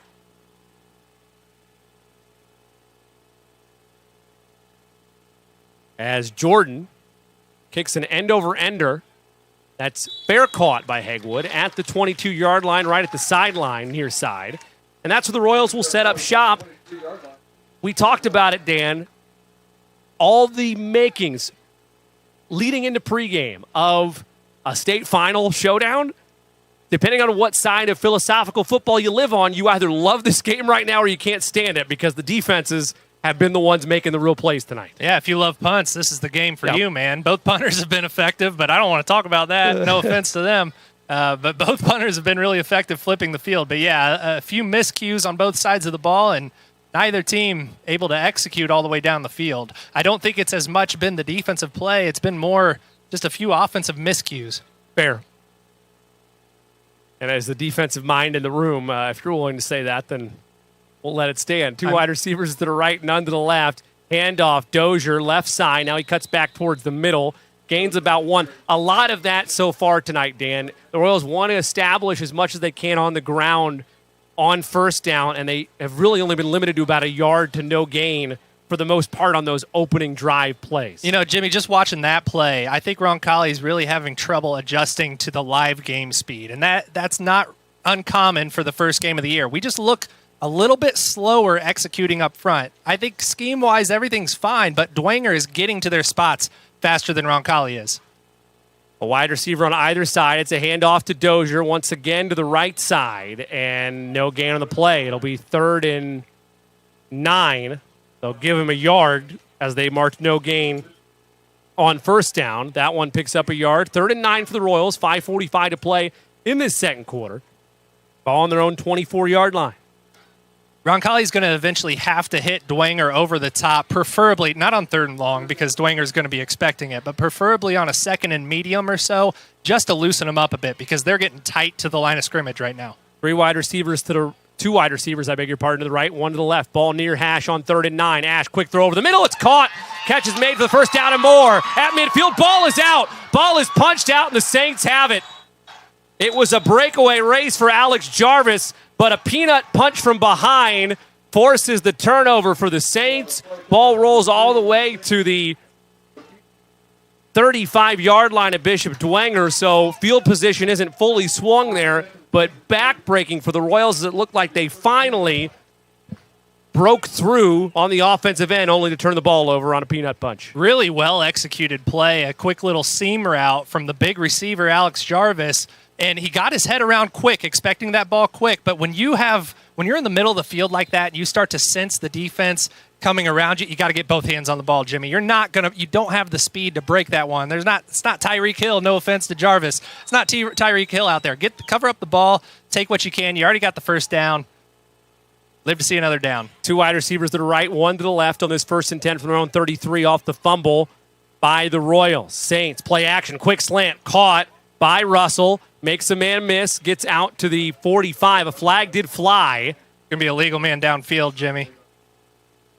And this is Dwenger's done this a couple of times where it's an option look. If Jordan, the quarterback, likes what he sees on the perimeter, he can pull that ball out of the running back's gut. Little RPO, Dan? That's right. It's an RPO, run-pass option. Pull the ball out of the gut, get it out to your receiver. The problem with that is your offensive line has to be really disciplined and make sure they stay in that neutral zone. If you get 2 or 3 yards upfield, that's an illegal play. You see people at the next level struggle with that. Yep. It, as simple of a concept as it can be, what you're asking the offensive lineman at this level is a very high level of discipline, as you mentioned. Everyone loves the RPO, but it has to be executed at every position. So it'll be 1st and 20 as they back them up 10 for the Saints. 5:09 to play in the second quarter. Ball on their own 23-yard line. 2 wide receivers to the right, 1 to the left, ball middle of the field. Jordan sends a man in motion. That's Bungu. They'll sweep it to the left side, and he'll make it to about the 32-yard line. Get a little jet sweep there. Really nice job by Casey Horton, the defensive end, who you remember, Jimmy, was out a lot of last year after an injury in the first game against Southport. Really excited to watch him this year, fully healthy. It is rare that you see a defensive end or a stand-up outside linebacker at the line of scrimmage be able to stop a jet sweep, but he was able to get his paws on him there. So he gains 5, make it 2nd and 15, ball far hash. 2 wide receivers to the right, 1 to the left. Tippmann, the tailback. Jordan takes the snap. 2-step drop. Spins away. Pressure arrives. He'll throw. Downfield has a man wide open, but he threw out of bounds. And give credit to the Royals as coverage came late. That would have been a bang-bang play had a catch been attempted, but it's thrown away at the sideline and sets up 3rd and long. Give credit to the Royals getting pressure on Jordan. Yeah, I think Henry Jordan got a little – he didn't take his first read. It was another smash route to the boundary, and I think he might have had his first look, but he wanted that home run ball again, had to evade the pressure. Nice job by the front 7 of Roncalli to put some pressure on him. 3rd and 15 from their own 28-yard line for the Saints with 4:24 to play in this second quarter. We're scoreless. 3 wide receivers to the right side, 1 to the left. Jordan in the gun. Tippmann, his tailback. Royals show pressure. Jordan feels the pressure. They're coming. He rolls to the left. Looks, throws cross body. Broken up. 2 Royals were there in coverage, but it's Will Hegwood that finally breaks down that pass attempt, and the Saints will be forced to punt it away. Great coverage. You call that scramble drill on the back end. The quarterback gets out of the pocket. He was able to break contain, and that's really tough defending at that point. But what you're coached is to find the receiver closest to you and just get in his hip pocket. Really nice job by Will Hegwood from his boundary safety spot to go all the way across the field, almost intercept that ball. Hegwood now back on the field to return this punt. He stands at the 30. Jordan stands at his 15-yard line. Low snap. He'll get a sidewinder that bounces at the 40. Hegwood wisely gets away with it. Gets away from it, I beg your pardon. And it will roll and roll for a Saints roll. A little wind gust attempt by the special teams unit. I like that. Bishop Dwenger as well. Always got to love that. It's finally downed by Carter Zent. And the Royals will set up shop at their own 14-yard line. That's basically been where their field position has been for most of this first half, Dan. Yeah, not ideal. But that, Jimmy, that reminded me, Carter Zent just trying to wave that ball forward. Sure. It's like when I'm putting in a triple bogey and it stops on the lip. Yep. I go up there and blow it in. It counts, right? It does. Didn't touch it. I count it. I'll count it for you. 4:02 to play first half. Let's see if that quick little seam route to Jarvis at least loosens up this Dwenger defense. We'll see if it does pay dividends. Ash in the gun, two wide receivers on either side. Option, pitch, Dozier makes a man miss, but can barely get back to the line of scrimmage. In fact, he won't. He'll lose a yard. 2nd and 11 for Roncalli. 3:50 to play first half. We're scoreless. Doug Henry, number 6 of Bishop Dwenger, is causing Roncalli all kinds of issues from his defensive defensive end / outside linebacker spot. That time he comes from the C gap and is able to chase that down. Good job on the perimeter by Dwenger as well to fight off their blocks and make that force back inside. One wide receiver to the right, two stacked to the left. Ball near hash. Dozier the tailback. Ash in the gun. Play action. Screen pass caught by Toth. Toth lowers the shoulder at the 15 towards the 18-yard line. He'll pick up about 4 and set up 3rd and medium. That's a good play to get some yardage back. It just, Roncalli does not function well in those 2nd and longs. But you get it to 3rd and 5, a little more manageable. It opens up the playbook a little bit more for you. This is one we just got to get some sort of offensive momentum going.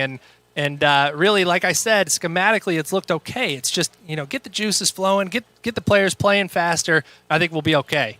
3rd and 5 from their own 19 for Roncalli with under 3 to play in this second quarter. Still no score. Two wide receivers to the left, one to the right. Ball near hash. Dozier the tailback. Ash takes the snap. 3-step drop. Rolling to his left. Fires over the middle. Has a receiver in Dillon. He overshot it, but a flag flies late. That'll be pass interference on the Saints. They'll be livid about it once they see it.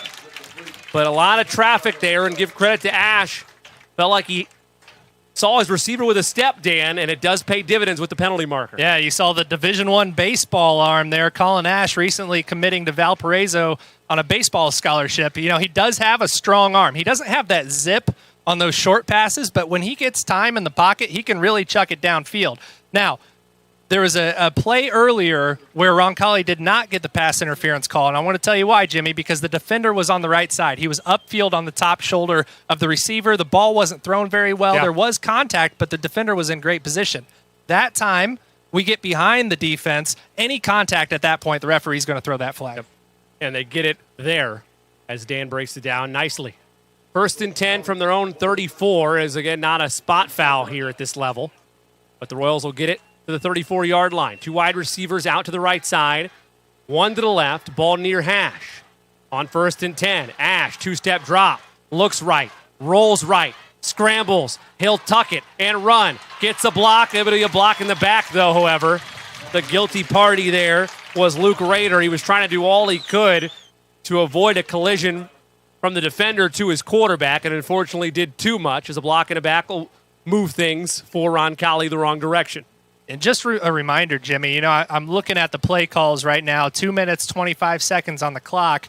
Typically, this is not, a 2-minute offense situation where you feel like you have to throw on every possession. But remember, Jimmy, Roncalli had to waste 2 timeouts on defense in the first quarter. They only have 1 left. That's a good point. You got to manage the clock here. You can't run it all the way down the field and expect to score. Having said that, there's still 2:25 left. The run call is not out of the playbook at this point. Ash, 7 carries for 28 yards so far this evening. He's 6 for 8 with 75 yards through the air as things currently stand. Dozier averaging just about 1.7 yards on the ground. That's not great, but it speaks to how much trouble the Royals have had up front against this defensive presence of the Saints. 1st and 15 for Roncalli after the block in the back. Ball on their own 29. A wide receiver to the right, one to the left. Ball far hash. They send a man in motion. That's Toth. Ash steps back, rolls left, now steps up in the pocket, scrambles. He'll tuck it and run. No flags. Ash gets to the 40 before he's met hard, but he got all of that penalty yardage back and then some, and he'll set up 2nd and about 5 after the gain of 10 on the scramble drill. Make it a gain of 12 on the scramble drill. And I would expect Roncalli to pick it up a little bit here. Had it been 2nd and 10 plus, maybe not, but with only one timeout, it's now under 2 minutes. If you want to score a touchdown here, we got to get moving. We'll call it a gain of 11. So 2nd and 4 on the scramble from Ash with 1:50 to play, as Dan alluded to there in this first half. One wide receiver to the right, one to the left. Saints so pressure. Ash steps up, throws, spiked it in the dirt. Incomplete. He was looking for Toth, but that does stop the clock. However, it's now 3rd and 4 for Roncalli. You can't have another bad one of those. That would kill the drive and then give the Saints an opportunity with 2 of their timeouts still left in their pocket to run a 2-minute drill of their own. And that's a long throw, Jimmy, a hitch to the field. That's not a throw that you can just make with your arm. It has to be your whole body, right? And Colin Ash did not get his feet set up properly there to throw it with his entire body, which is why he short-hopped it. 3rd and 4 from their own 40. 3 wide receivers to the left, 1 to the right. Ash steps up in the pocket, throws over the middle. It's bounced on a deflection off the hands of Rader, incomplete, and the Royals will be forced to punt it away. So after promise and a little bit of light at the end of the tunnel on the pass interference, the Royals, unable to take advantage, will be forced to punt, and Colin Ash, a little bit of a movement with his right arm as he comes off the field, but appears to be okay. The Royals will be forced to punt it. And as has been the case for both teams, not just Roncalli, but cue up Luthane's music. He gets set to punt this away. Going to break a record for punts, Jimmy. Luthane almost had it blocked. Pressure comes on the snap, but he's able to power through and get it away, and that's going to roll to the 18-yard line. That is exquisite form by Gavin Luthane. Defender's hands outstretched all over him. How that was not blocked, I have no idea, but Luthane able to power through it and get it all the way to the 19-yard line. Gavin Luthane has kept the Roncalli team in this game. I mean, and same with the Dwenger punter. It's just constantly flipping the field, and neither offense has shown that they can sustain a drive all the way down. I mean, the composure there, knowing that you got a guy in your face to get that one off is huge. Well, if you're Roncalli, though, the last thing you want is for that well to run dry now with the Saints getting the ball to start the second half. You cannot allow points with 1:32 to play in the half. Ball on their own 19 for the Saints. Jordan, screen pass, right side, caught by Tippmann, and he's met by 2 Royals. Frankie Egan there first to bring him down, along with Carson Keller. No gain on the play, 2nd and 10. I know I'm a broken record, Jimmy, but this is where those 2 timeouts that you wasted in the first quarter kill you, because that's almost an automatic timeout there. You get them in negative yardage, a minute 30 left. You expect Dwenger to kind of milk this one out at this point. You'd like to be able to get the ball back. Roncalli's not going to be able to, though. 60 seconds left in this first half. 2nd and 10 for their own 19. Near hash. Quick throw. Caught by Russell, but he's immediately wrapped up by Luke Baker. Roncalli's trying to call a timeout. They aren't giving it to him. And as Dan alludes to there, Royals try to get a timeout, and they finally have one. Also an injured Saint as well. Looks like a cramp. Brian Lauk at least diagnosed it as a cramp because he jumped in there to stretch the Dwenger player out. You talk about a high-energy coach that's been around this program a long time, and Brian Lauk. Speaking of that, speaking of the coaching staff, Jimmy, Dan Lauk's trivia is back. Are you ready for this one? Well, we're dropping it now. All right. Right now. I think tease and wait till no. Right, now's the time. Good little segue here. Go ahead. Okay, good little segue. So here it is. Which current Roncalli coaching staff member was the defensive coordinator the last time these two teams met, which was in 2002 in the state championship, a 24-21 win? Let me know if you've got the answer. Tweet me at Dan_Lauk or at the J Cook. like Ohio State, right? Not because of that. Okay. But either way, we can say that for verbiage of familiarity. Yeah, tweet one of us, call the school, call Kevin Bonich. He'll text me if you don't have my number, and let us know if you've got the answer to that. So the defensive coordinator, the last time these two teams met, is still on the Roncalli coaching staff. Who is that fella? Well, I'm excited for that reveal a little bit later in the broadcast. They still attend to the injured Saint. Well, apparently it was too easy because I've already got the answer. Well, do you want to reveal it now or do you want to wait? Yeah, I mean, we got an answer. All right, go it's ahead. Officer Ryan Russell working Mooresville PD. Loyal listener, good friend of mine, texts immediately. He's correct. It's Cubby Belch, Chris Belch. That would have been my guess. Yep, Roncalli grad. And Chris Belch, Cubby Belch, just talked to him a couple weeks ago. Next year, Jimmy, will be his 30th season coaching Roncalli football. That's incredible. Which is amazing. Longtime defensive coordinator, was the defensive coordinator for those state championship teams in the early 2000s. A good friend of mine, a mentor of mine, a wonderful person in the Roncalli community. So wanted to make sure he got recognized with the trivia. And, gee, homie, I hope this Dwenger player is all right. This is a long cramp. Yeah, I mean, it's definitely, you can feel a little bit of stickiness in the air. It's not, like I said, as hot as it was last week. Much cooler, in fact, up in the 90s at times. Last Friday night, 76 and cloudy here, brought to you by Whitetail Properties, and the injured Bishop Dwenger player is able to walk underneath his own power, albeit with a bit of a limp.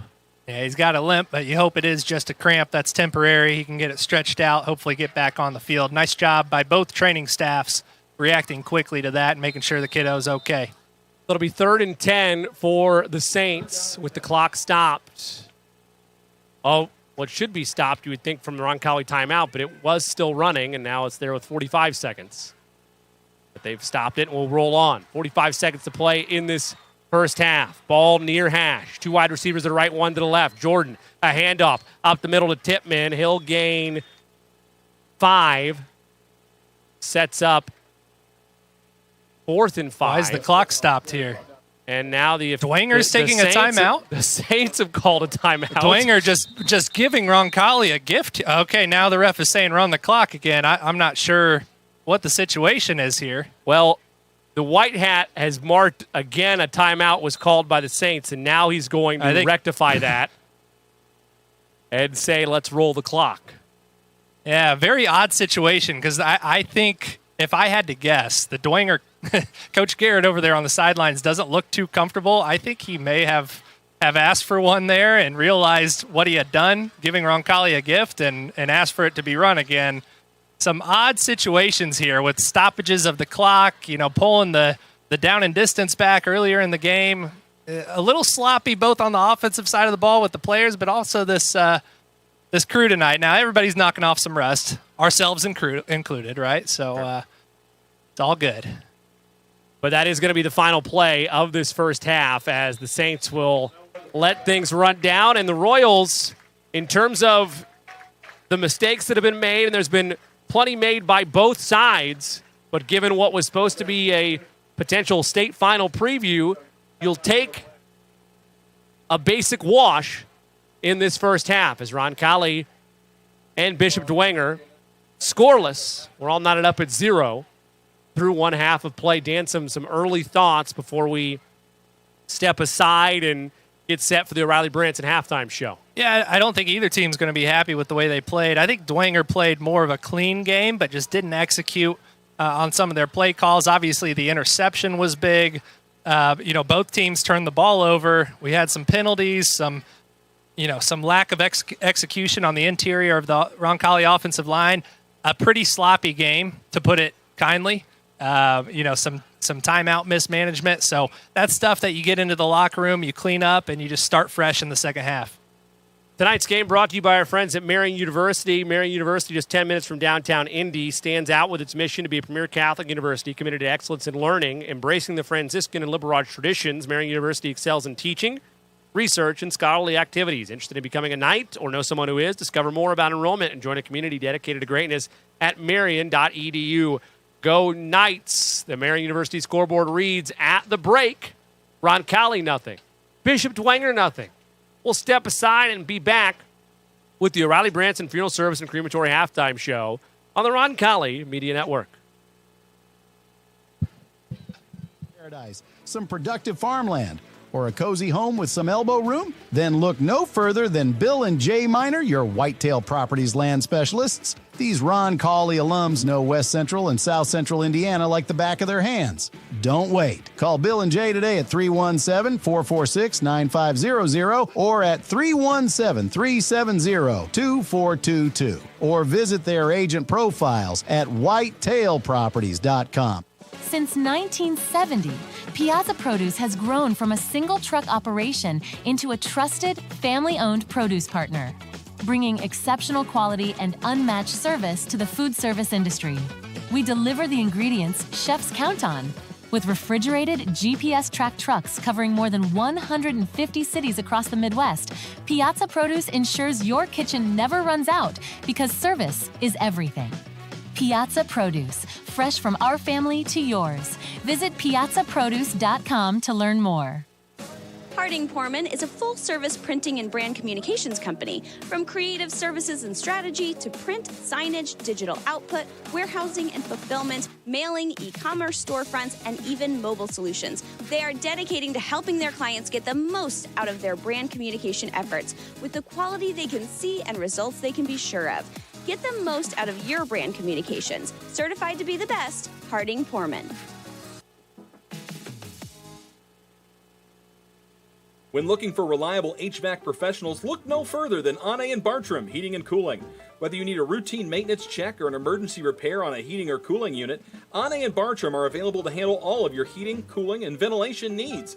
Annee and Bartram strive to be the best, so call them today at 317-889-9574. They even have 24/7 emergency service. Call them today, Annee and Bartram, 317-889-9574. Family-owned and operated since 1971, O'Reilly Branson Funeral Service and Crematory has been dedicated to serving families with the utmost dignity and compassion. The staff at O'Reilly Branson are experts in pre-planning, cremation, and at-need funeral arrangements, and have a long history of supporting your Roncalli Royals. Your wishes are honored to the finest detail, allowing you to celebrate the life and cherished memories of your loved ones. For more information, visit O'ReillyBranson.com. O'Reilly Branson, where our Catholic family serves your Catholic family. Score big for Roncalli every time you swipe with Indiana Members Credit Union. When you use your IMCU Royals debit card for everyday purchases, you're helping fund Roncalli High School athletics with every signature-based transaction.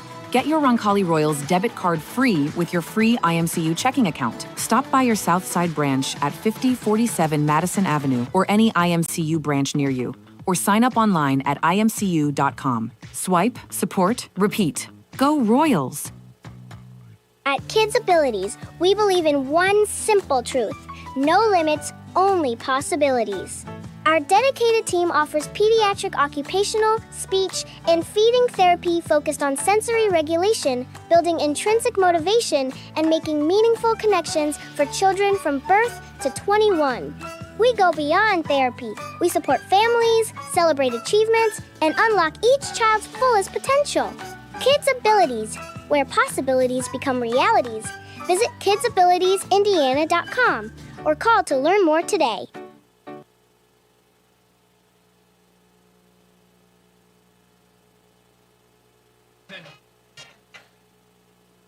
Welcome back to Bob Tully Field on the campus of Roncalli High School. Showdown of 6th-ranked Roncalli versus 9th-ranked Bishop Dwenger in a potential state finals preview. With Dan Lauk, I'm Jimmy Cook. At the break on the Marian University scoreboard, the Royals and the Saints with two big old goose eggs on there, brought to you by our friends at Marian University. And this is the O'Reilly Branson Funeral Service and Crematory halftime show. Family owned and operated since 1971, O'Reilly Branson Funeral Service and Crematory has been dedicated to serving families with the utmost dignity and compassion. O'Reilly Branson are experts in pre-planning, cremation, and at-need funeral arrangements, have a long history of supporting your Roncalli Royals. Your wishes are honored to the finest detail, allowing you to celebrate the life and cherished memories of your loved ones. For more information, visit O'ReillyBranson.com. O'Reilly Branson, where our Catholic family serves your Catholic families. We turn our attention to our first half stats. Dan, starting first with the visiting Saints, Henry Jordan, a decent day considering how ugly things have been at times. 8 of 15 in that first half for him, completing about 50% of his passes, 40 yards through the air. Outside of that, and in a couple nice scampers by Augustus Tippmann, it's been short pickings for the Saints offense. And this is an experienced Saints offense. As I mentioned at the beginning of the game, Gus Tippmann, returning rusher, almost rushed for 1,000 yards last year. Henry Jordan didn't get a lot of playing time last year, but was lined up to be the starter. But to hold Henry Jordan to only 40 yards passing on 8 completions, that's 5 yards of completion. So most of his work has been done underneath on those quick throws to the perimeter. And then Gus Tippmann to be held to 33 yards. The Roncalli defense is doing a pretty good job keeping this Dwenger offense in check. On the Roncalli side of things, basically the same narrative structure, if you will. Decent first half for Colin Ash, completes 60% of his passes for 75 yards. A good QBR metric, I suppose. Well, you'll find the wins where you can just because of Colin's journey to get to this point and opening night, how are things going to go for you? He's been decent. The part that is alarming, and you give a tip of the cap to the Saints, or do you give a tip of the cap, or not a tip of the cap, but maybe a hand in the face for the Roncalli offensive line? Dak Dozier, 10 carries for 17 yards, just a yard and a half per carry. That's not a Roncalli formula for any matchup, let alone against a team of Bishop Dwenger's caliber. And a majority of those rushing yards came on the second play of the game on that option play, Jimmy. So, yeah, rushing for 3.3 yards per rush is not Roncalli football. That's not going to win you any games. There's more punting yardage for both teams, Jimmy, than there is total offensive yardage, which is not where you want to be. But again, game 0-0, it's anybody's game still. It's going to come down to who plays the cleanest football here in the second half. And as I've mentioned, I think schematically, I like what Roncalli's offense is doing. They're just not playing at the speed that they need to be. Here's your drives for Roncalli so far tonight. Punt, turnover on downs, punt, turnover on downs, and a punt. For Bishop Dwenger, interception, punt again. One more punt thrown in there, Dan, if you'd like. A punt? Yeah. And then no decision on the scorecards because they let the clock run out to end that first half. So it's not been the fireworks show that maybe the most offensive optimist might have hoped for tonight.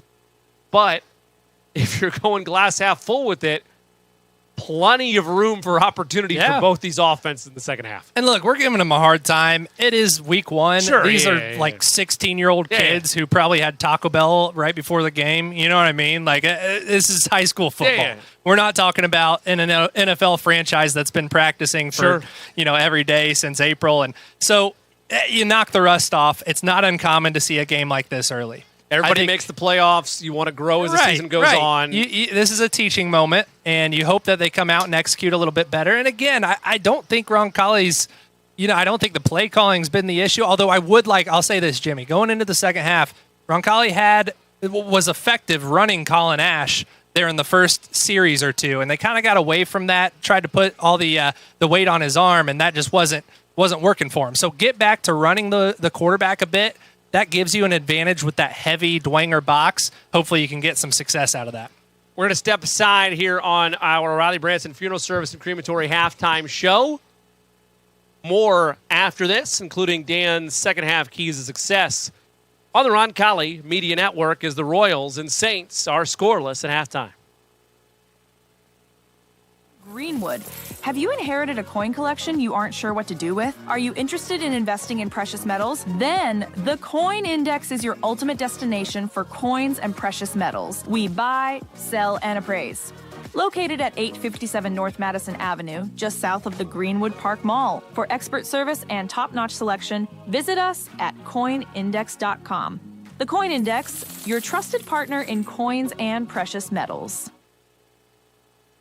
Providing comfort for families in their time of need is the main concern of the staff at Lauk Veldhoff Funeral Home. We are a small family-owned firm and take great pride in the personal service we offer and the family-like atmosphere at our facility. At Lauk Veldhoff, we only serve one family at a time, providing compassionate care and affordable options, truly part of your community. Lauk and Veloff Funeral and Cremation Services. Call 317-636-6655.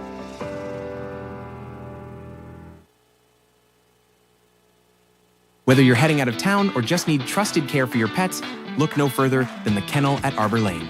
With spacious indoor and outdoor accommodations, a caring staff, and a commitment to treating every dog like family, the Kennel at Arbor Lane is where pets feel right at home.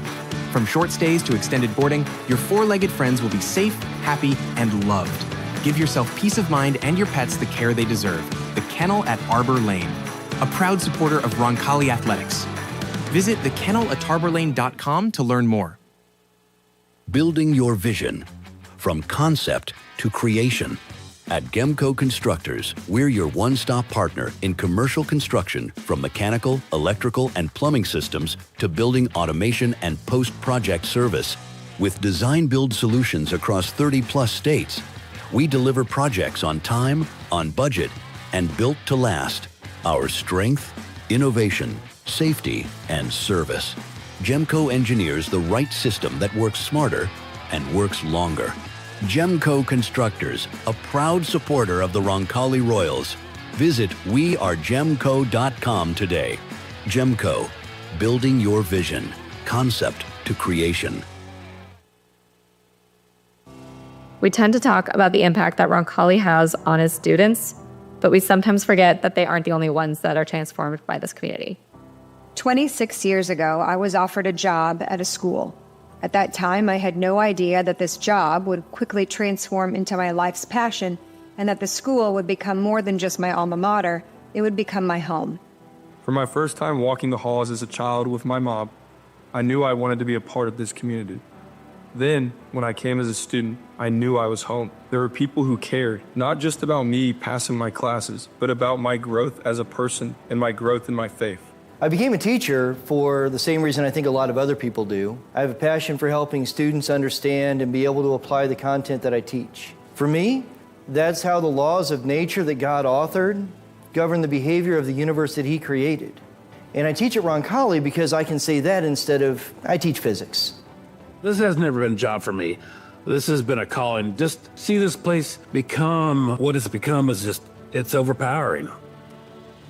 I'm originally from Minnesota and moved here without knowing the first thing about Roncalli.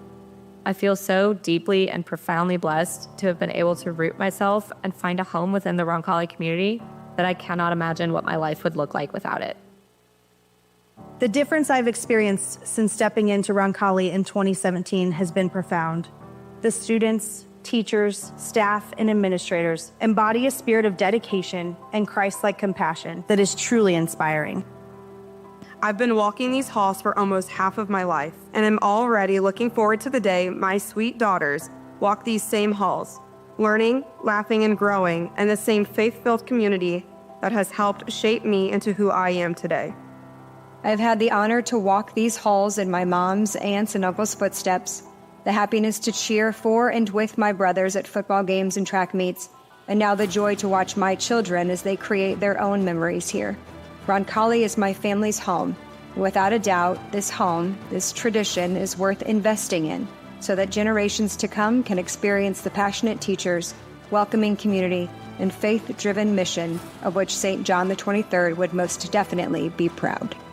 As a parent, you want to provide the best opportunities for your children to succeed in life. Your children can be educated at any high school, but Roncalli educates the body, mind, and spirit, providing the best people in the world for your children to emulate their lives after.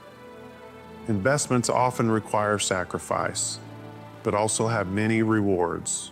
Please prayerfully consider giving to this incredible place so that it can continue to change the lives of everyone who is able to call Roncalli home. Marian University wants to know, what are you made of? At Marian University, our students are made of character and faith. Our students are service-minded and want to make a difference in the world. Our students possess the skills and intellect required of leaders. Come to Marian University, Indy's premier Catholic university, and let us help you find out what you're made of. You can apply for free today at marian.edu. Discover the coin index in Greenwood. Have you inherited a coin collection you aren't sure what to do with? Are you interested in investing in precious metals? Then the coin index is your ultimate destination for coins and precious metals. We buy, sell, and appraise. Located at 857 North Madison Avenue, just south of the Greenwood Park Mall. For expert service and top-notch selection, visit us at coinindex.com. The Coin Index, your trusted partner in coins and precious metals. Score big for Roncalli every time you swipe with Indiana Members Credit Union. When you use your IMCU Royals debit card for everyday purchases, you're helping fund Roncalli High School athletics with every signature-based transaction. Get your Roncalli Royals debit card free with your free IMCU checking account. Stop by your Southside branch at 5047 Madison Avenue or any IMCU branch near you, or sign up online at imcu.com. Swipe, support, repeat. Go Royals! Family owned and operated since 1971, O'Reilly Branson Funeral Service and Crematory has been dedicated to serving families with the utmost dignity and compassion. The staff at O'Reilly Branson are experts in pre-planning, cremation, and at-need funeral arrangements, and have a long history of supporting your Roncalli Royals. Your wishes are honored to the finest detail, allowing you to celebrate the life and cherished memories of your loved ones. For more information, visit O'ReillyBranson.com. O'Reilly Branson, where our Catholic family serves your Catholic family. Stay cool during the dog days of summer with a free AC from Peterman Brothers. Your home should be a place of comfort and relaxation, so let us help you keep it that way. This month, install a qualifying heating and cooling system with Peterman, and the AC is free. Plus, you can relax knowing it's backed by our exclusive lifetime unit replacement warranty. Visit PetermanHVAC.com to schedule. Peterman Brothers, where great service runs in the family. Harding Poorman is a full-service printing and brand communications company. From creative services and strategy to print, signage, digital output, warehousing and fulfillment, mailing, e-commerce storefronts, and even mobile solutions. They are dedicating to helping their clients get the most out of their brand communication efforts with the quality they can see and results they can be sure of. Get the most out of your brand communications. Certified to be the best, Harding Poorman. When it comes to physical therapy, you have the freedom to choose your provider. At Indiana Physical Therapy, our experienced therapists will work with you to create a personalized treatment plan tailored to your needs. Whether you're recovering from injury, managing a chronic condition, or looking to improve your sports performance, we've got you covered. Take control of your health and schedule your appointment today at indianapt.com or call us at 317-449-2333.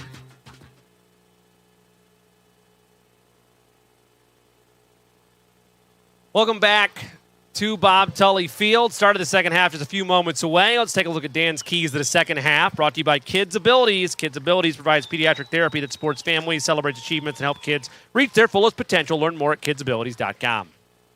Talked about it a little bit before the last commercial break there, Jimmy, but I think the key for Roncalli's offense in the second half is getting the legs of Colin Ash going. He does have 8 rush attempts, but a majority of those, Jimmy, are on scrambles where he didn't have a receiver downfield. I want designed runs for Colin Ash. If you think back to the success of the Royal offense at the end of last season, it was Colin Ash's legs that was the difference. Get a few designed runs, maybe a read option, Q power, plays like that where you can get an extra hat and loosen up this Dwenger defense that is really stacking the box right now. If you can get him rolling, that can, deflate their defense, make them loosen up a little bit, make them at least think about what they're doing rather than just hitting their gaps really hard. And then defensively, keeping the ball in front of you. They've done a good job of keeping Henry Jordan to those short completions, but he does have the arm to hit you downfield. He's missed a couple. So if you're the Roncalli defensive backfield, keep everything in front of you. Make Dwenger earn it all the way down the field. Dwenger's going to get the ball out of half here, obviously, with Roncalli receiving to start the game. So this is a big series for the Roncalli defense. Royals outgained the Saints 137-73, 75 yards to the air for Roncalli, to the 40 in the air for Bishop Dwenger, 62 yards on the ground for the Royals, 33 on the ground for the Saints. Time possession edge to the Royals, 13 minutes, 12 seconds with the football, 10:48 to the Saints. Average drive start for the Royals in that first half was the 23-yard line. Saints from the 30, their own 23, their own 30, obviously. Neither team able to do anything with that disadvantage to make it matter, as we're scoreless on the Marian University scoreboard. With the third quarter now upon us, Gavin Luthane set to boot things away for Roncalli. For the Saints, Nicholas O'Keefe back deep to receive, along with Gus Tippmann for Bishop Dwenger. 6 versus 9 showdown in a state final potential preview here at Bob Tully Field. Royals defense will need a big stop out of the gate. Saints offense hoping to shift the tide in their favor. Luthane into one. That will get to the end zone for a touchback. No, correct. They're going to take it out at the 1 yard line and space to run. Down the sideline and a heavy tackle made at the 35. On the return was Carter Zent, and a late flag flies for taunting for Zent as he was dancing around at midfield. Dan, I had thought, and you can correct me on this one because I was clearly wrong, it's a touchback. Zent's foot touched in the end zone. It should have been a touchback. Okay, absolutely. I was right on that. Yep. That's why I hesitated for a second. They don't call it a touchback as this crew continues to – we talk about rust all over the place, and I understand there's an official shortage and all that good stuff. It's a basic rule. This crew's having a day as well. Yeah, anytime the ball or the player touches the end zone, it should be an automatic touchback. And, you know, I gave Carter Zent some love earlier in the game for his little trying to, wave the ball along on that punt. That time, got a little too theatrical. They give him unsportsmanlike conduct, and that's going to undercut a lot of what he just earned on the return. But truthfully, it's going to end up, 5 yards back from where it should have been, since he did, in fact, have his foot in the end zone for a touchback that was missed. The universe balances itself out, Jimmy. The scale's always balanced, Dan. It's a great point. So the drive will start from the 21-yard line. In fact, correction, that's just where they were huddling up. So it does roughly balance exactly where they would have been had the touchback happened. 1st and 10 from their own 21. 6 seconds off the clock in this third quarter. 2 wide receivers to the left, 1 to the right for the Saints. Tippmann, the tailback. Jordan with the ball near hash in the gun. Has a motion man if he wants it. He will send him in motion. Takes the snap. Keeps it himself. Rolling to the right. Pump fakes. Throws across. Body intercepted again by Egan. He read it perfectly. He's to the sideline. And some extracurriculars as well between Russell and some of the Royals defense. It does not matter. The pick will stand. Egan to the sideline. Royals in business with their best play of the ball game. His second interception tonight. A fantastic play there by Frankie Egan. Johnny on the spot once again. Now again, the Dwenger offense not helping itself. I don't really know what the route running, what was going on there. It looked like a legal man downfield as well. I mean, that play was busted from the beginning. Nice job by the Roncalli front seven to cause chaos. And Frankie Egan, again, his second interception of the game there. I call it the Brett Favre rule. Never go cross-body. You never throw the ball across the field. Especially at this level. And an interception proves that point there. So Royals in business, 1st and 10 from the 35-yard line of the Saints. 2 wide receivers to the right, 2 to the left. Ash in the gun. Keeps it himself and is met hard. He'll actually be sacked. It'll be a tackle for loss all the same as he was to tuck it and run. But however you mark it in your box score at home, it's a loss of 3 and a big response there on 1st down by the Saints defense. Love the play call. They run Colin Ash on a designed run. You got to kick the man out, right? That's just a defensive end standing there. Lack of execution again by the Roncalli offensive line there. The ball near hash, loss of 3, 2nd and 13 from the Saints 38. 2 wide receivers to the right, 1 to the left, stacked wide. Now they'll send him in motion and bring him to the left hip of Ash. That's Rader.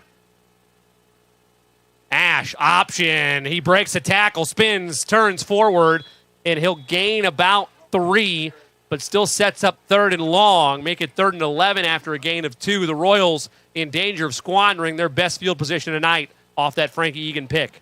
Just instant penetration on every play from this Dwenger defense. I've been really impressed with their front seven, but, to their credit, they are daring Roncalli to throw on 1st and 2nd down. And again, when Roncalli gets into 3rd and 11, obviously you're forced into a passing down now, and Dwenger can get really creative here.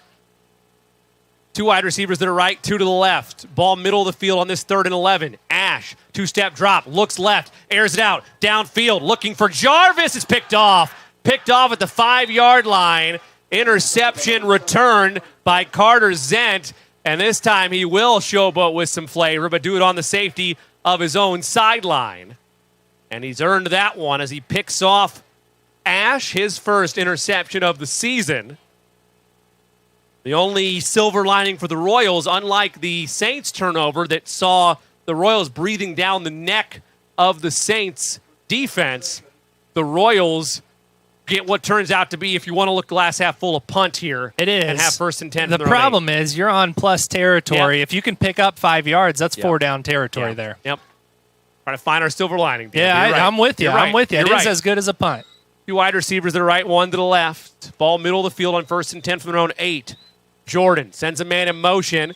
He'll hand off to Tippmann left side, gets a block, fights forward for about 3, 2nd and 7 upcoming. Again, all Dwenger is trying to do here is create a little space for their offense, pick up 3 or 4 yards in a cloud of dirt so they can try to, get a little momentum going and flip field position again in what has been a punt fest. 10 minutes left in this third quarter.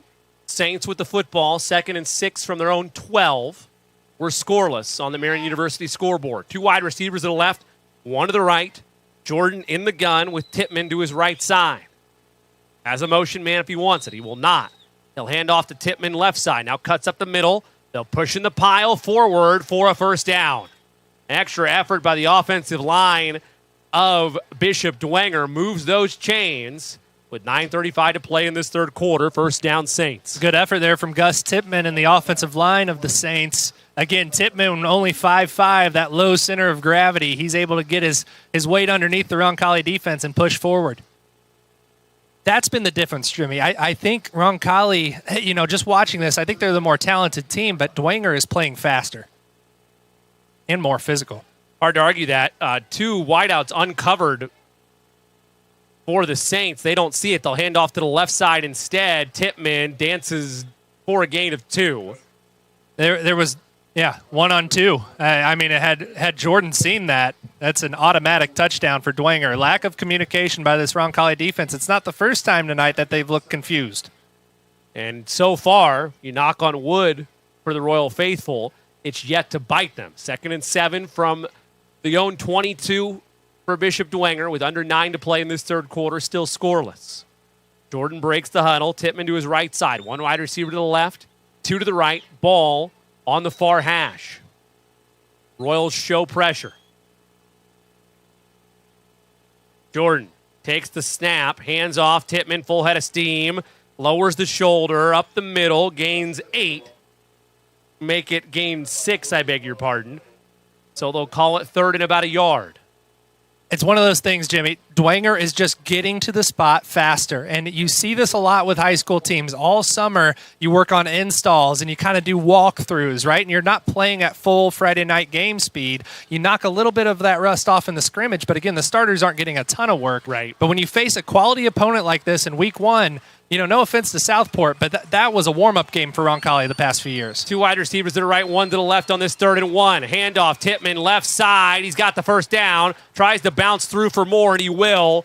He'll get all the way to the 35-yard line, a gain of 7. They only needed a yard. Move the chains for Bishop Dwenger. You could feel the energy and the momentum shifting to Dwenger at this point. Roncalli's sideline completely dead on defense. I don't see much communication happening, whereas the Dwenger offensive line and the sideline are really feeling themselves right now. They just want it more right now. 1st and 10 from their own 35. A late whistle from the white hat, and his time, they'll say.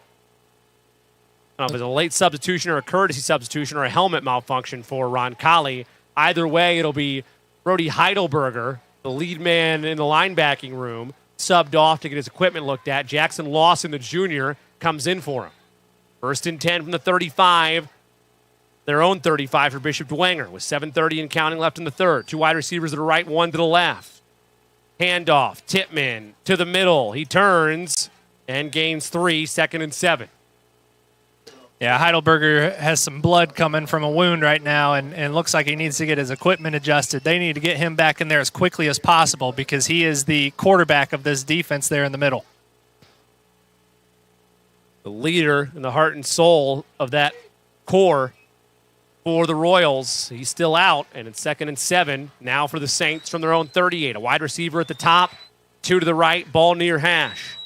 Jordan has Tippmann, left hip. He'll hand off to Tippmann. Stutter step, lowers the shoulder through the crease in the middle, and he'll pick up a couple more yards. They'll call it a gain of about 4. Sets up 3rd and 3. There's Heidelberger heading back out there. That's big, especially for these short yardage plays.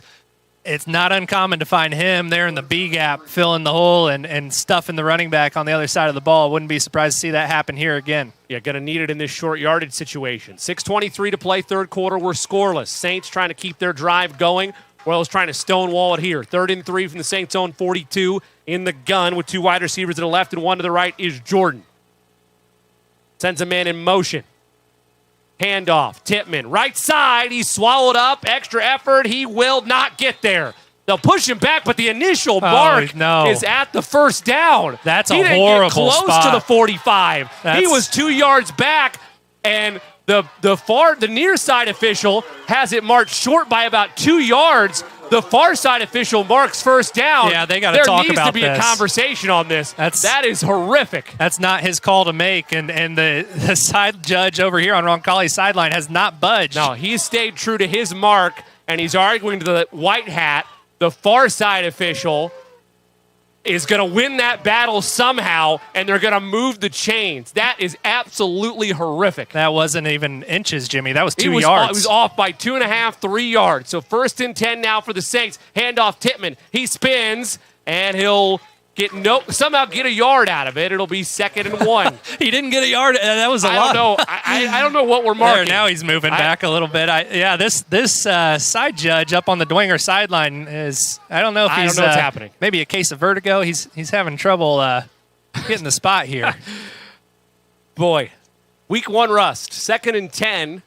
No gain on the play from the Saints 45. 2 wide receivers to the right, 1 to the left. Royals show pressure. Jordan in the gun.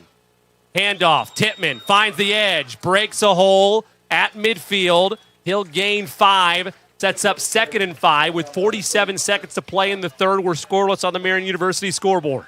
I really like the way Gus Tippmann runs. There's a reason he was approaching 1,000 yards last year. Again, not the biggest kid, but boy, he hits the hole hard. Royals looking for another big stop. 3rd and 5 from midfield. 4:30 to play in this third quarter in what feels like a pivotal juncture of this ball game in week 1. Saints break the huddle. 2 wide receivers to the right, 1 to the left. Ball near hash. Tippmann to the right hip of Jordan. 3 on the play clock. Takes the snap. Handoff. Tippmann. Ball's on the turf. Do the Royals have it? Let's see. No indication yet. They do. The Royals get their 3rd turnover forced of the ball game. It's on the turf and scooped up by Casey Horton. The senior makes good. And the Royals in business at midfield with 4:05 to play in this third quarter. Casey Horton scoops it up, but Zane Baker, the defensive tackle, it's the 2nd time tonight. He's had a huge play, great penetration, and that's a kid that's playing both ways right now pretty exclusively. Just a senior coming up and making a huge play, getting Roncalli the ball back in plus territory. Now make something out of it here. That's the big thing. Can you make it matter if you're the Royals offense? 4:05 to play third quarter. 1st and 10 from the 49 of Bishop Dwenger for Roncalli. 3 wide receivers to the left, 1 to the right. Ball far hash. Ash, handoff. Dozier, he will fall forward for a gain of 2. More positive note in my voice there because a lot of those, 2 yards is still 2 yards, but a lot of it's been no gain or men at the line of scrimmage. He at least gets a little bit there to make it 2nd and 8. Yeah, and Jimmy, I think 2nd and long at this point in the game is another rundown. Now, I would like to see the run come from Colin Ash, but you can't throw here, force the incompletion, then you're stuck in a position that you really are not built to work out. We're going to say only a yard, so 2nd and 9, ball far hash. Ash, play action, keeps it, dances, darts forward on the right sideline and picks up 5. Sets up 3rd and manageable, 3rd and medium for the Royals into Saints territory. Ball at the 45. And there's the designed run for Ash. A little read option. He pulls it. It was blown up. Bishop Dwenger played it really well, but a nice job by Colin to make something out of nothing there. 3:05 to play third quarter. 3rd and 6 for the Royals. The Bishop Dwenger 45 were scoreless. 2 wide receivers to the left, 1 to the right. Ash in the gun has a motion man if he wants him. Dozier to his right side. Ash with 9 on the play clock. Takes the snap. 2-step drop. Feels the pressure. Rolls to his left. Looking. He'll keep it. Ash has the first down and more. Pushed in the back at the 35-yard line. More than enough to move the chains.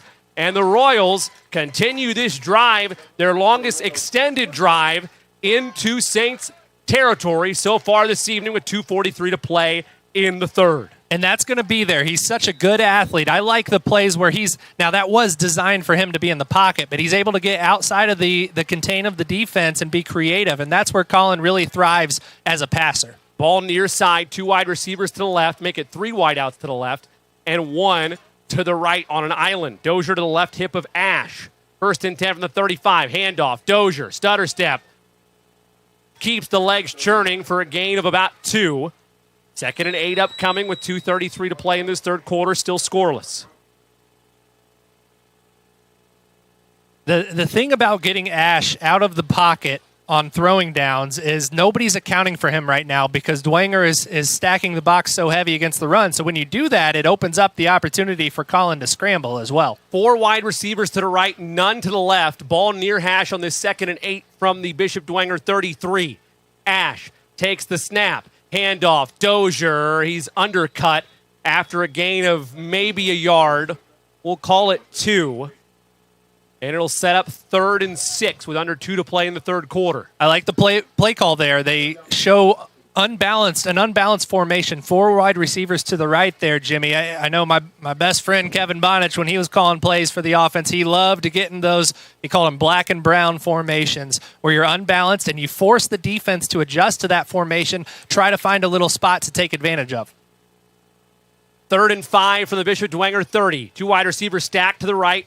To the left, I beg your pardon, 1 to the right. Now they send a man in motion left to right. It's Toth, and too much window dressing for the Royals leads to a false start. Royals haven't run a ton of motion tonight. Offensive line got a little jumpy there. Zane Baker started just a little too early. You talk about a kid who's fighting his butt off right now, and he's playing both ways. It's really tough, especially for an offensive and defensive lineman. You know, sometimes when you're that tired, you get into robot mode where you're just muscle memory. But you got to keep your head. And it's unfortunate for the Royals as 3rd and 5 now turns into 3rd and 10 with 1:26 to play here in the third. Ball sit in the middle of the field. 1 wide receiver to the left is Dillon. 2 wide receivers at the top, Toth and Sweezy. Ash in the gun. Dozier to his right side. Motion man is Jarvis. Takes the snap, fakes a screen. It's a delayed screen. That's going to be met immediately. Dozier swallowed up. No trickery can fool the Saints there. Doug Henry makes the tackle, and the Royals will likely be forced to punt this away with 1:13 to play in the quarter and another cramp for the Saints here. Doug Henry is his 7th tackle of the game. He's really been a force on that defense. He did a great job from his defensive end spot there to recognize screen, stop the rush. That's what you're taught, right? When you're a defensive lineman, once you feel yourself let go, they're not just letting you go because you're J.J. Watt and you could just beat everybody easy. That's not what's happening. You got to realize as a high school kid, if they're letting me go, something's up, right? He put his foot in the ground, retraced, and made a really nice tackle. If he wasn't there, Zach Dozier had a lot of room to run. So 1:13 to play in this third quarter. Marian University scoreboard reads Roncalli nothing, Bishop Dwenger nothing. It's 4th and 11 for Roncalli from the Saints 36. I beg your pardon. All indication would be at this stage to punt it away. No? Yeah, especially with how well Gavin Luthane. I mean, Gavin Luthane's been your best player tonight. If you can pin the Dwenger offense inside the 10 here, your defense has been playing pretty well. This is a really tough spot to be. That's why that penalty, that false start, is huge. Because 4th and 5, you obviously go for it at this part of the field. 4th and 12 makes it tough. Ball near hash. Luthane stands at midfield to punt this away. Carter Zent, who's been a playmaker and not been shy about it tonight for the Saints, stands at their own 7. Luthane, good snap. High punt that's shanked to the right. That's going to take a nice bounce, though, maybe by design. It's going to wind up rolling all the way to the 10. I don't know if that was the design of Luthane or not, but either way, it worked out as it rolls all the way to the 10-yard line, and the Royals defense will have the win at their back to try to get pressure on the Saints. A cramp once again. This time it's one of the Royals faithful. Little bit of a break there. I know Gavin's not going to be proud of that one, even though it ended up okay. Looks they like got it's him inside Carson the 10. Keller, by the way, Dan. Yep. With the Yeah. cramp. They're going to get him to the sideline. People always told me you should eat mustard packets when you're cramping. That Is was that an old bananas. wives' tale? I thought it was bananas. Well, bananas too. That's obvious. But mustard Oh, packets. my bad. I'm sorry. No, I mean mustard packets is like a cool thing where you can look I at the thought crowd. that was for and- burns, where you just put a little mustard on there. Maybe. People give me all kinds of advice that I don't know is good or bad. Fair. 1st and 10 from their own 10 with 1:01 to play in the third for Bishop Dwenger. 2 wide receivers to the right, 1 to the left. Jordan, handoff to Tippmann, goes nowhere. With about 17 seconds separating play clock and game clock here in the third. See how the Saints play this. Roncalli defensive line really starting to flex their muscles here, which I expected. There's a lot of returning players up front there in Casey Horton, Nolan Denny, Dom Nelson. That's going to be the strength of this defense, and they're really showing it right now. 2 wide receivers to the right, 1 to the left. On this 2nd and 10 from their own 10. Jordan in the gun. Pressure comes, handoff. Tippmann spinning, turning, breaks free all the way to the 20-yard line. He's still going, still being pushed forward. And finally, they're going to mark him, I think, right there at the 20.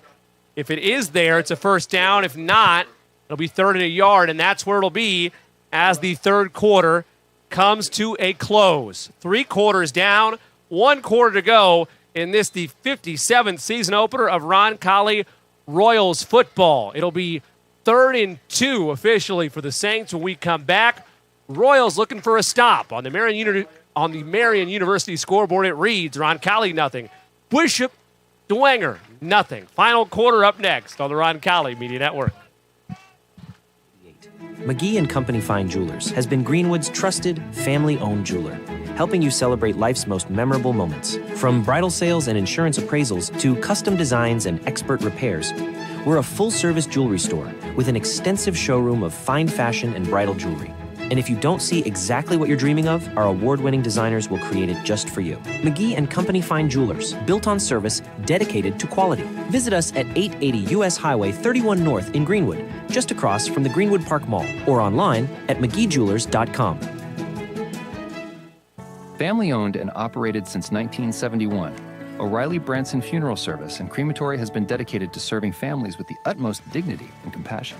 The staff at O'Reilly Branson are experts in pre-planning, cremation, and at-need funeral arrangements, and have a long history of supporting your Roncalli Royals.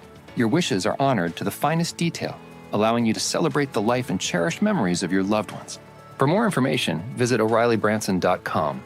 O'Reilly Branson, where our Catholic family serves your Catholic family. Welcome back. 3rd and 2 for the Saints. Start of the fourth quarter with Dan Lauk. I'm Jimmy Cook. Jordan takes the handoff to Tippmann, who plows forward and has enough for a first down and then some. So the Saints start the fourth quarter exactly as they would like to, moving the chains and continuing their drive. I really like that play call, Jimmy. It's a little thing, but Dwenger comes out of the quarter, immediately gets to the line of scrimmage, and when that whistle is blown, they snap it and go try to catch Roncalli off guard. When we have a second, we'll give you a shout-out to one of our Royals on the Royal Roll Call, sponsored by the Kennel at Arbor Lane. 1st and 10 for the 24, 2 wide receivers to the right, 1 to the left. Handoff to Tippmann. He turns, looking towards the left sideline, and he'll gain about 8 on the carry, make it nearly 10. And based on the gentleman that's spotting things, it's actually A.J. Shefferly on the carry. My apologies. But based on the far side judge, it's a first down.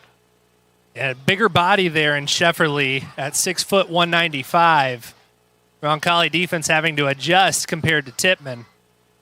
And I believe that's still Shefferly out there. It is, and they've got Tippmann in the slot, so it's not like they're taking him off the field. He's up in the slot to the wide side of the field, so keep an eye on him here. He's their playmaker. 1st and 10 from their own 34 as the drive continues. 2 wide receivers to the right, 1 to the left, ball near hash. Jordan fakes to Shefferly, throws into coverage, and it's picked off and intercepted. Picked off and intercepted by Luke Baker. He's off to the races all the way to the 28-yard line. Froze me on that play. It looked like it was going to be a wide-open man, but playing over the top was Baker. Read the route to perfection. The Royals have their 4th turnover forced tonight, 3rd interception, and they're in business with their best field position of the evening, 1st and 10 from the Saints 30. And a really nice job there from the corner, Baker. He sat on the hitch, but he didn't bite on it. We talk about honeypot as a defensive coach. We talk about playing the honeypot, steal from the honeypot. You get that smash route in front of you. The quarterback wants you to bite up on that hitch so he can hit you over the top with the corner behind you. But a great job by Luke Baker of sitting, reading the quarterback, and then getting off of that to make a really nice play. 2 wide receivers to the right, 2 to the left, ball middle of the field. 1st and 10 from the Saints 30 for Roncalli.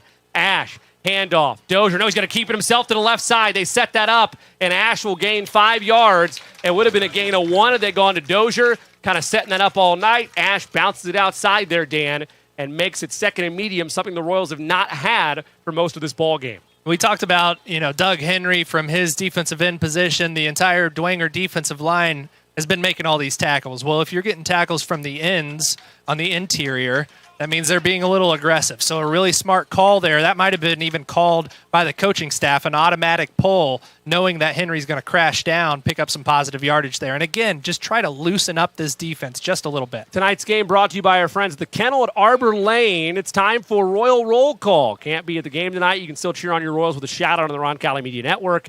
And while RMN keeps you connected when you're away, the Kennel at Arbor Lane gives you peace of mind knowing your pets are safe and cared for. The Kennel at Arbor Lane, where pets feel at home, and Royals fans stay connected. Proud supporter of Roncalli Athletics. Shout out to Roncalli Media Network alum Andrew Mason, watching the ball game from his dorm room at Ball State. Andrew writes in, "Let's go Royals."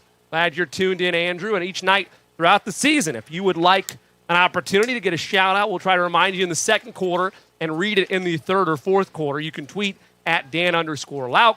You can tweet me at TheJCook. If you happen to have either of our bat phones, you can also text us that way as well. Brought to you by our friends at the Kennel at Arbor Lane. 10:55 to play here in this final quarter. 2nd and 5 for the Royals after the interception by Luke Baker. And the mantra is, Dan, make it matter with the ball at the Saints' 25-yard line, scoreless on the Marian University scoreboard. A wide receiver to the right and 1 to the left. Ball far hash. Dozier the tailback next to Ash on his left hip. Collins surveys the defense. Takes the snap. He'll keep it himself. Ash stutter steps, nearly tripped up, dives forward instead. Forward progress will stop him for a gain of about 2, maybe 3. 3rd and short upcoming with 10:40 to play in the 4th. 2 or 3 where you're at on the field, Jimmy, is just fine because this is 4-down territory. And again, getting into a double wing set there, 2 tight ends and running Colin Ash himself. So like we talked about at halftime, Keys coming into the 2nd half, they're letting Colin Ash take the wheel here and use his legs to pick up yardage. 3rd and 3 for the Royals from the Saints' 23-yard line. Ball near hash. Far hash, I beg your pardon. 1 wide receiver to the left, 3 to the right. Ash, handoff. Dozier up the middle. He might walk in. He's tackled by the final man to beat at the 7-yard line. But Dozier, a bowling ball up the middle. Easily his best carry of the evening. And the Royals set up for 1st and goal, ball at the 9. And a nice job by the offensive line opening up that seam. More importantly, the legs of Colin Ash and the threat of the pull and him running to the perimeter is slowing the defensive ends of Dwenger down. Now, they got to be exhausted here. Let's punch this in for 6. 1st and goal from the 9. Ash keeps it himself, probes, goes towards the middle, and is tackled from behind for likely no gain on the play. Brings up 2nd and goal from the 9. Credit to the Dwenger defense inside, their backs to the wall. Very physical on that play. Good job again getting off their blocks. The physicality of this Dwenger team is pretty impressive. They'll call it a gain of 1. 2nd and goal from the 8 with 9:35 to play in this 4th quarter. We're scoreless on the Marian University scoreboard. Ball far hash. 2 wide receivers to the right side and 2 to the left is Ash in the gun. Dozier to his left side. Colin with 7 on the play clock. Takes the snap. Keeps it himself, cuts up field, lowers the shoulder, dives to the 2, but a flag flies in the area of holding, And the Royals will bump this thing back. And it's going to be a block in the back on the perimeter by Mikey Dillon. He just got beat by his man. The corner got around him very quickly. It was a nice move defensively, and he put his hands on his back there. That's a killer penalty for the Roncalli offense. You took the words right out of my mouth. Brutal setup for the Royals in, we'll call it gotta-have-it territory for momentum, not gotta-have-it territory as you're not trailing in this ball game, but these are the areas where you're super frustrated right now as a fan, but these are absolutely the areas that between now and the time we get to October and into the playoffs that this needs to be a fine-tuned machine. Understandable you might have these hiccups in week one. And most importantly, that is a very difficult field goal from where you're at right now versus where you were. Second and goal from the 18 now. 3 wide receivers to the right, 1 to the left. Ash, pitch to Dozier. Collin cuts upfield to the 10. No, he's going to get to the 15. Lucky he was going to break to the 10, but give credit fighting over the block. Jordan Fabini makes it still 3rd and long. In fact, 3rd and goal from the 14. Just really impressed with this Dwenger defense and their ability to tackle in space. Just a really physical team. But as we mentioned, Jimmy, the ball now sits on the 14. This is makeable for Gavin Luthane, but you had the ball inside the 10.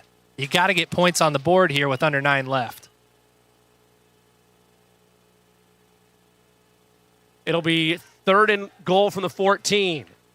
Handoff. Dozier up the middle, tackled from behind, no gain. Royals faithful want a horse collar. They're not going to get it. It looked like a pull to jersey, but not quite upstairs in the neck area. And this is going to set up for a 32-yard field goal for Gavin Luthane. Now, I joked pregame with Coach Otley about the Jaguars kicker that hit from 74, but I said that hyperbolically to exemplify the leg of Luthane. He's got one. This is long for a high school kicker, but Luthane definitely has the leg here. Ball will be spotted near hash. We're scoreless right now with 7:55 to play in the 4th. Luthane from 32 yards out to give the Royals the lead. Good snap. Good hold. Kick on its way. It is good. Gavin Luthane from 32 puts the Royals on the board. 3-0 on the Marian University scoreboard with 7:46 to play in this final quarter. It's not a touchdown, but they are our scoring sponsor on the Roncalli Media Network. That's our friends at Annee and Bartram. Thanks to the friends at Annee and Bartram Heating and Cooling for each touchdown scored. We're going to give them the love here just for sponsorship standpoints. They'll donate $100 to Roncalli High School. I don't know if field goals are worth $50. That's above my pay grade. Either way, whether you need a routine maintenance or emergency repair, Annee and Bartram are here to ensure your heating and cooling systems are always in top shape. Show your support and call Annee and Bartram today at 317-889-9574. That's 317-889-9574 for award-winning HVAC service and a team that's always in your corner. Trust Annee and Bartram. Due to the lengthy read there, we'll stay here for those in the truck. And worst case, we'll make it up post-game. But we'll keep it right here on that drive summary. 7 plays, 15 yards, 3 minutes, 27 seconds. 32-yard field goal by Gavin Luthane caps it off and finally removes the lid from the scoring on this ball game as the Marian University scoreboard reads with 7:46 to play in the game. Royals 3, Saints nothing. Dan, you finally got some points out of a drive. Yeah, I mean, Gavin Luthane's been the MVP of this game, whether it's punting and putting Bishop Dwenger back in their own ends or right in front of their own end zone, or that field goal is huge, especially from the hash. If you don't know, in high school, the hashes are wider than they are in the NFL, right? So if you're kicking from the hash, you do have to put a little angle on it, and he nailed it right through the middle. Zent back deep to receive. It's a squib kick. They're not going to mess with him, but unfortunately, it's going to almost go out of bounds. The Saints could have let it go out of bounds. Instead, they'll scoop it up and run to the 20. I say could have let it go out of bounds. It would have been a dangerous game because the Royals were right there, and if you're wrong and it stays in play, it's a walk-in touchdown for Roncalli. Yep, it's a live ball at that point. So pretty smart decision there to scoop that up, and a nice kick by Gavin Luthane to pin him in the corner there, not let him get a big play on special teams because they haven't shown the ability yet on offense to generate any sorts of big plays. Saints average starting drive tonight's been about the 25-yard line, their own 25, and that's roughly where they are now. Ball on the 21 for First and 10 from their own 21, 7:41 to play here in the fourth quarter. Royals 3, Saints nothing, and this one of 6 top 10 battles across the state of Indiana in week 1. Jordan in the gun, 2 wide receivers to the left, 1 to the right, ball far hash, handoff. Shefferly, he goes nowhere. I believe that Shefferly is the tailback. Indeed it is.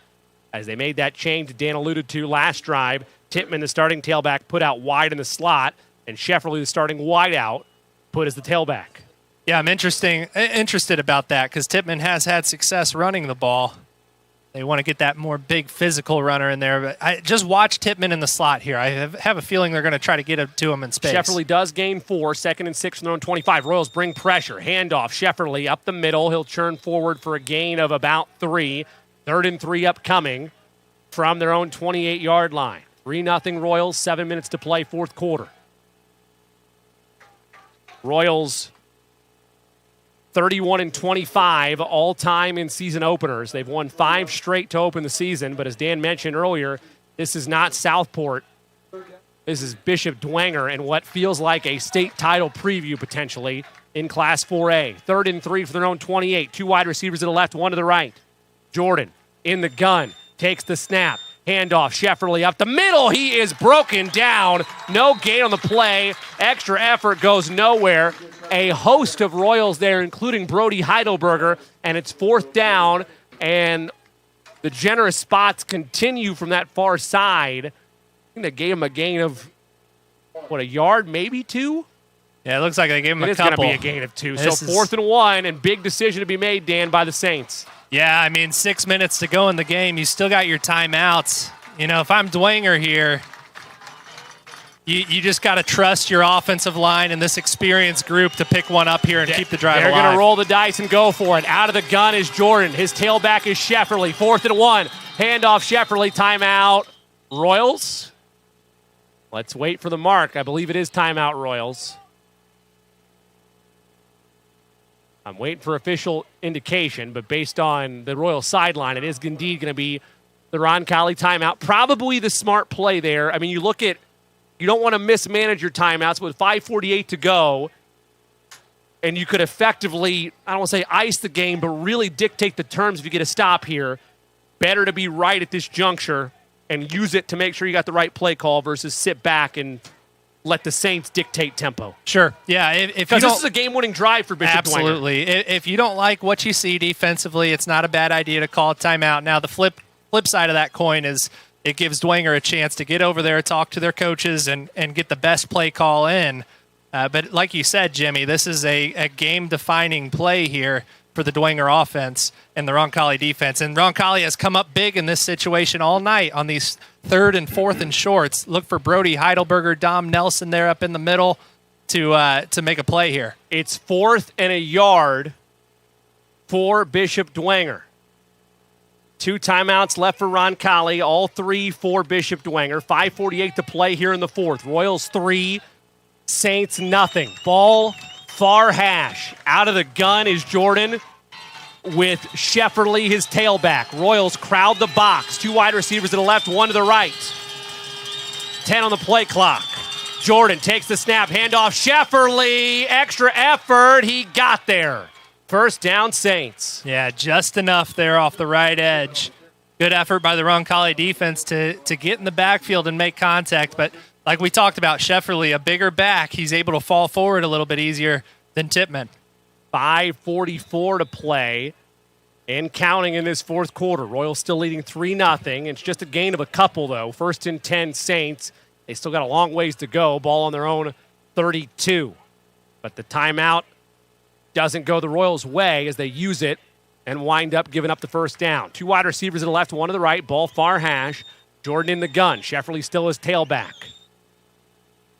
Jordan sends a motion man. Tippmann fakes the pitch. Handoff Shefferly up the middle. He drags tacklers down to the 40-yard line. A gain of 8. 2nd and 2 upcoming. 5:10, and it continues to tick off the clock.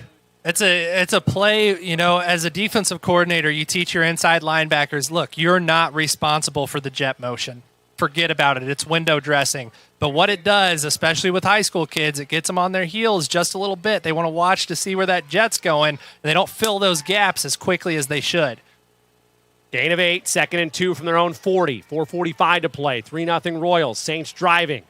Handoff up the middle. Shefferly bounces outside. Tackled from behind.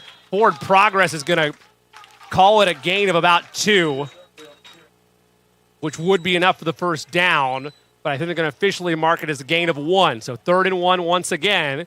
And you figure if you did it at your own 30, it's 4-down territory from here on out for Bishop Dwenger. No doubt. I mean, if I'm Dwenger here, I potentially even take a shot, Jimmy. Try to catch Roncalli off guard, thinking, okay, they're going to run it up the gut, try to pick up 1. But knowing that you've got 2 plays to play with here, and you haven't had much success on offense, a little play action, deep shot, I'd be watching for that. Dom Nelson back out there for the Royals on this big 3rd and 1 with 4:15 to play here in the 4th. Clock continues to run. 2 wide receivers to the left, 1 to the right, ball far hash. Shefferly, I beg your pardon, the tailback. Jordan in the gun. On this 3rd and 1. High snap. Keeps it himself. Pressure comes, he's sacked. Loss of 4. It was a broken play to begin with on the high snap. Jordan had to panic and run, and the Royals were there to meet him. A loss of about 4, maybe 5, and they'll call it 4th and 4. You're right, Jimmy. That play was busted from the beginning, and this is different now. 4th and 4 in your own territory. You still got some timeouts to play with, but the way they're letting this clock run, they surely are going for it here. Well, they're going to reset the play clock for him, so that'll give him an opportunity to breathe. Roncalli doesn't mind that. You also wonder if it's a pooch punt situation. I always think about that in the back of my head, given what you mentioned, all 3 timeouts still there for the Saints. 4th and 3 from their own 39. 3-0 Royals. This is sorry to interrupt there, Jen. This is the Saints are really running a lot of clock here. They are, and a 3 wide receiver to the right formation, 1 to the left is Tippmann. Jordan in the gun, and a flag flies. No, a timeout's called first by the Saints. So now, Dan, look, I almost argue, and you're look, coach versus broadcaster here. The fact you had to burn a timeout there, I almost go for it now if I'm Bishop Dwenger. 4th and 3 from your own 39 with only 2 timeouts in your pocket, 3:01 to go. You might not get the ball back. Yeah, coaching malpractice there, Jimmy. The clock was at about 3:50 when that tackle was made. They asked for more time on the play clock. I mean, that clock was running forever. You don't get lined up properly, and then you have to burn your own timeout. That's 50 wasted seconds for the Dwenger offense, and Coach Garrett's going to regret that when he watches that on film tomorrow. And, yeah, at this point, now you're down to 2 timeouts, 3 minutes left. This may be the best shot you have the rest of the game.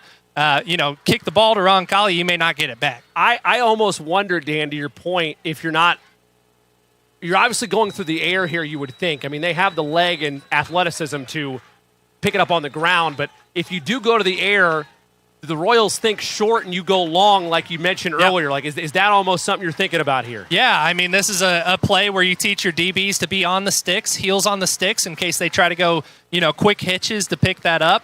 You could catch them behind, and Roncalli has been creeping up tighter and tighter on their coverage all night. 3:01 to play in this 4th quarter. What feels like a pivotal opportunity for the Royals to maybe be a step closer to icing this thing. 4th and 3 for the Saints. Royals lead it 3-0.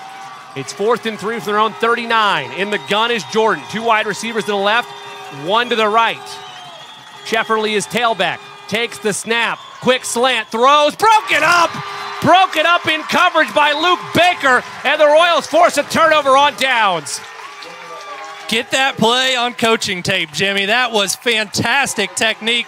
Spoken from somebody who played corner here at Roncalli. Luke Baker gets his hand on the upfield shoulder, gets his right hand around to chop that ball out. That is exactly how you coach it, and a fantastic game-defining play there from Luke Baker. And now the Royals have all the momentum and have all the strategy at their side. 1st and 10 from the Saints 39. Game reset for you. 2 timeouts for both teams. 3:18 to play on the Marian University scoreboard. Royals lead at 3-0 with the football. Draw up end game for me here, Dan. Yeah, I mean, you got to lean on your offensive line. It was one of the keys to the game coming in. Can you get your offensive line to the point where they can bleed out the clock? And this is your opportunity right here. 1 wide receiver to the right.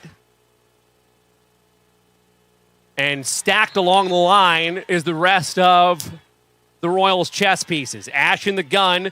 Dozier is tailback. They send Toth in motion. Handoff. Dozier plows forward for a gain of 3.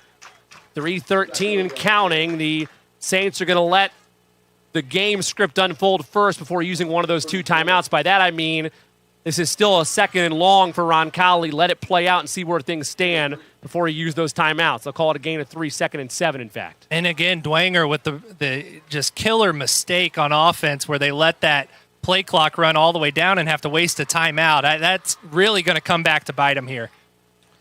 It's certainly looking that way as the Royals try to salt things down to 0-0.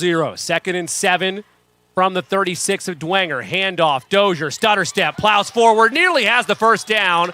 They're going to mark him about a yard short.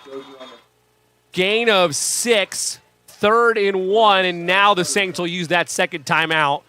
We will stay here given late game scenario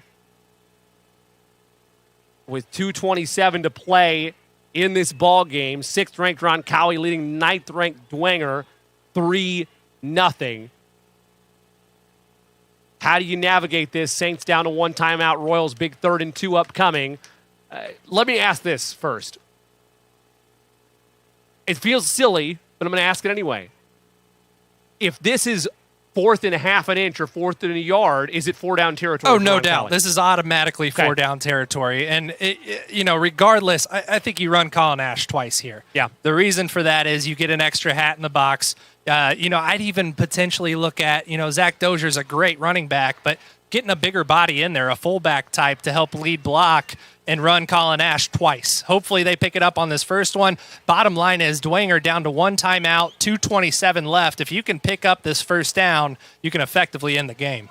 They'll call it 3rd and 2 from the Saints 31. 2:27 to play here in the 4th on opening night from Bob Tully Field. Royals 3, Saints nothing on the Marian University scoreboard. In the gun is Ash. Dozier is tailback to the left. Stack formation to the right. 1 wide receiver to the left. Ball middle of the field. 17 on the play clock. Ash runs it himself. Tries to turn the corner. Spinning. Fighting forward. And no gain. It's 4th and 2. And decision time for the Royals as the Saints use that final timeout. And I can hear the Royal sideline calling for punt here. Ash ends up losing about a half yard there. It makes it a little bit, a 4th and 2 rather than a 4th and 1 or a 4th and half a yard. The only reason I even think about the punt here is how gifted Luthane is, how marksman-like he is. With how this Royal defense is played, and I get it, things are out of your control now. Your defense has to win yet again. But, man, with how this game's been played, I like the Royal defense to not give up 99 or whatever the field goal yardage would be, 65 yards, than I do getting 3, if that makes sense. Yeah, the less optimistic view of this is we almost had a punt blocked earlier in the game. You talk about a big play happening. Yeah. On punt, that's when those happen. Now, you don't expect a big return from Dwenger because there's no room for them to do that, but you've got to execute the long snap. You've got to get the punt off, so it looks like Roncalli is going to go ahead and leave the offense on the field. So now, don't be surprised if we see a pooch punt here, though. Sure, or maybe try to draw him. You got 2 timeouts. Maybe you try to draw him off sides and then call it. Ash now coming off the field. He might have an equipment issue, which means they're going to need another quarterback in here. You've got. Well, now you're bringing in Kalen Staley. You got 2 timeouts. This is the time to burn one if you're going to. All right, so Staley, what you would think at this point with the junior coming in is just a handoff to Dozier. We'll see. 4th and 3 from the 32.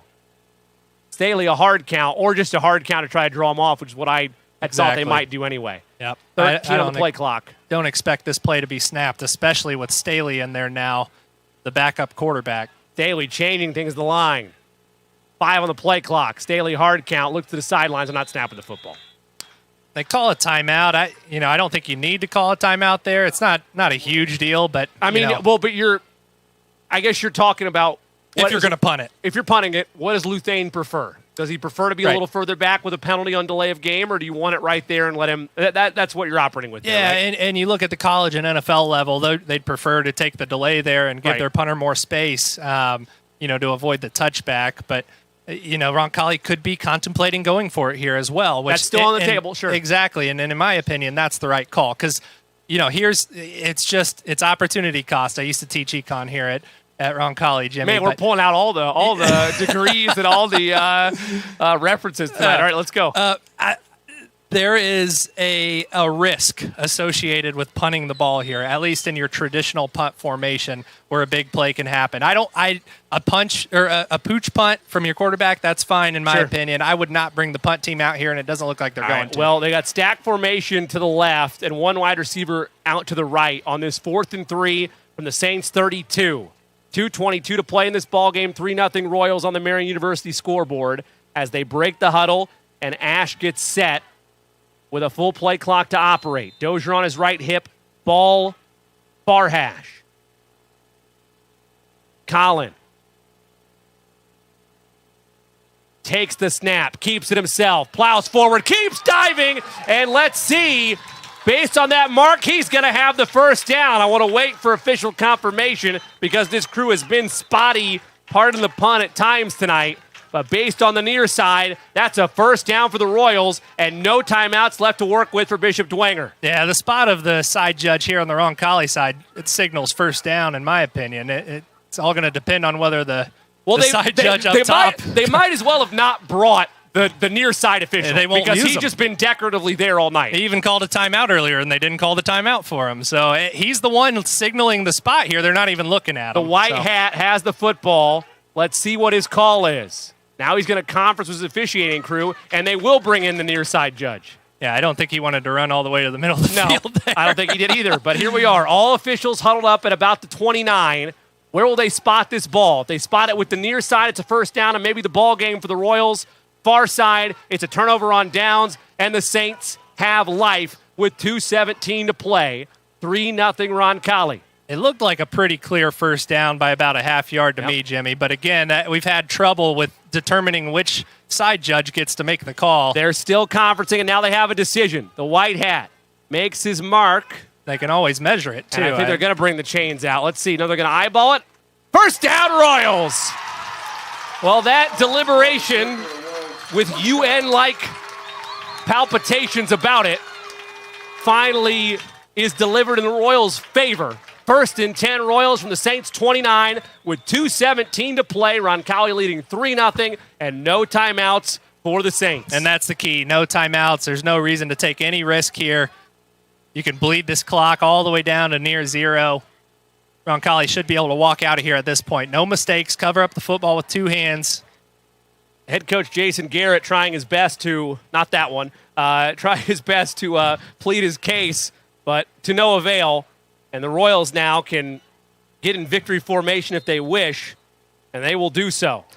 Best formation in football, Jimmy. Bleed this one all the way down to 0. Don't get under center yet, Colin. Let this run.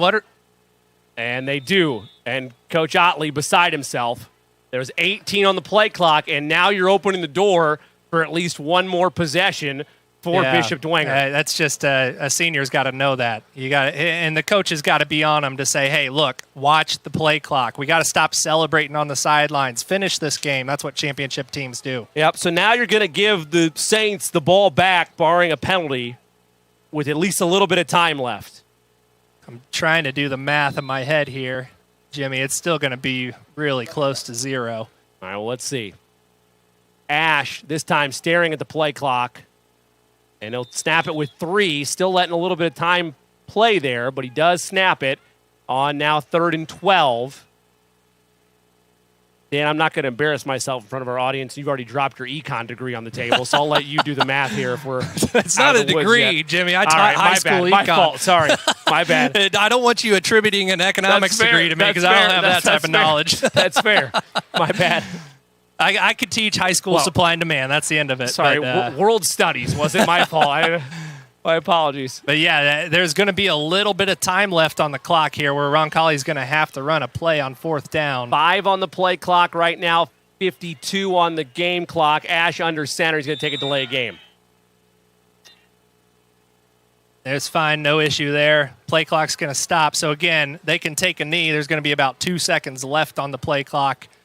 Or on the game clock, I'm sorry. Well, so if I'm Ash, You tell me if this is possible at the high school level because you see it at the pro level. I'm running back a bit to take some time off and then taking the knee. Yeah, this shouldn't be a big issue, right? You take a knee here. You just take a regular knee here, and then on fourth down, you just run backwards. Now, the coaching point here is none of this is necessary. Had you had your eyes on the play clock on first down, you could have kneeled it out into game, but now you actually got to think about it. So that's something that it's kind of a blessing in disguise, Jimmy, where you can teach your senior quarterback, hey, attention to detail, please.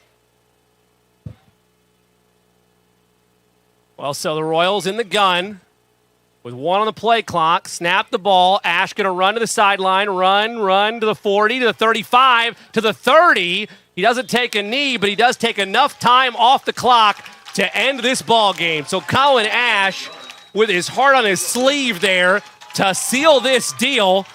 And not only that, you talk about all the chatter going into this ball game. We have an injured Royal on the field. Let's pause the pageantry for a second. Looks like another cramp, hopefully. That's fingers crossed on that. You hope that's all it is. But I guess we'll go extended monologue for a minute as they look to treat Carson, make that Zane Baker, my apologies, to the sideline. But you talk about all the chatter going into this game. Say what you will about the Southside rivalry, and if our friend, the great Rob Brown, is not listening, I can speak freely here. There are some pockets of Roncalli that viewed the Southport game the last couple of years as a cupcake game, a tune-up game, if you will, with where the programs were shifting inside. You love that Southside rivalry with what it is, but you take it off and heads start to turn. Okay, we got this tune-up game that's there. Now you're going to remove it with Bishop Dwenger, a potential state final showdown, and you want to risk that on your opener? You want to wear that type of crown on your head out of the gate? Well, if you're going to call your own shot like that, you've got to be able to back it up. And second-year man Sam Muley and the Roncalli Royals back it up in a classic, ugly slugfest. 3-0 the final on a Gavin Luthane 32-yarder. All that talk about what would this matchup be, the Royals go toe-to-toe with a fellow state title hopeful in week 1 and emerge from the Lions' Den victorious. On the Marian University scoreboard, Roncalli 3, Bishop Dwenger 0.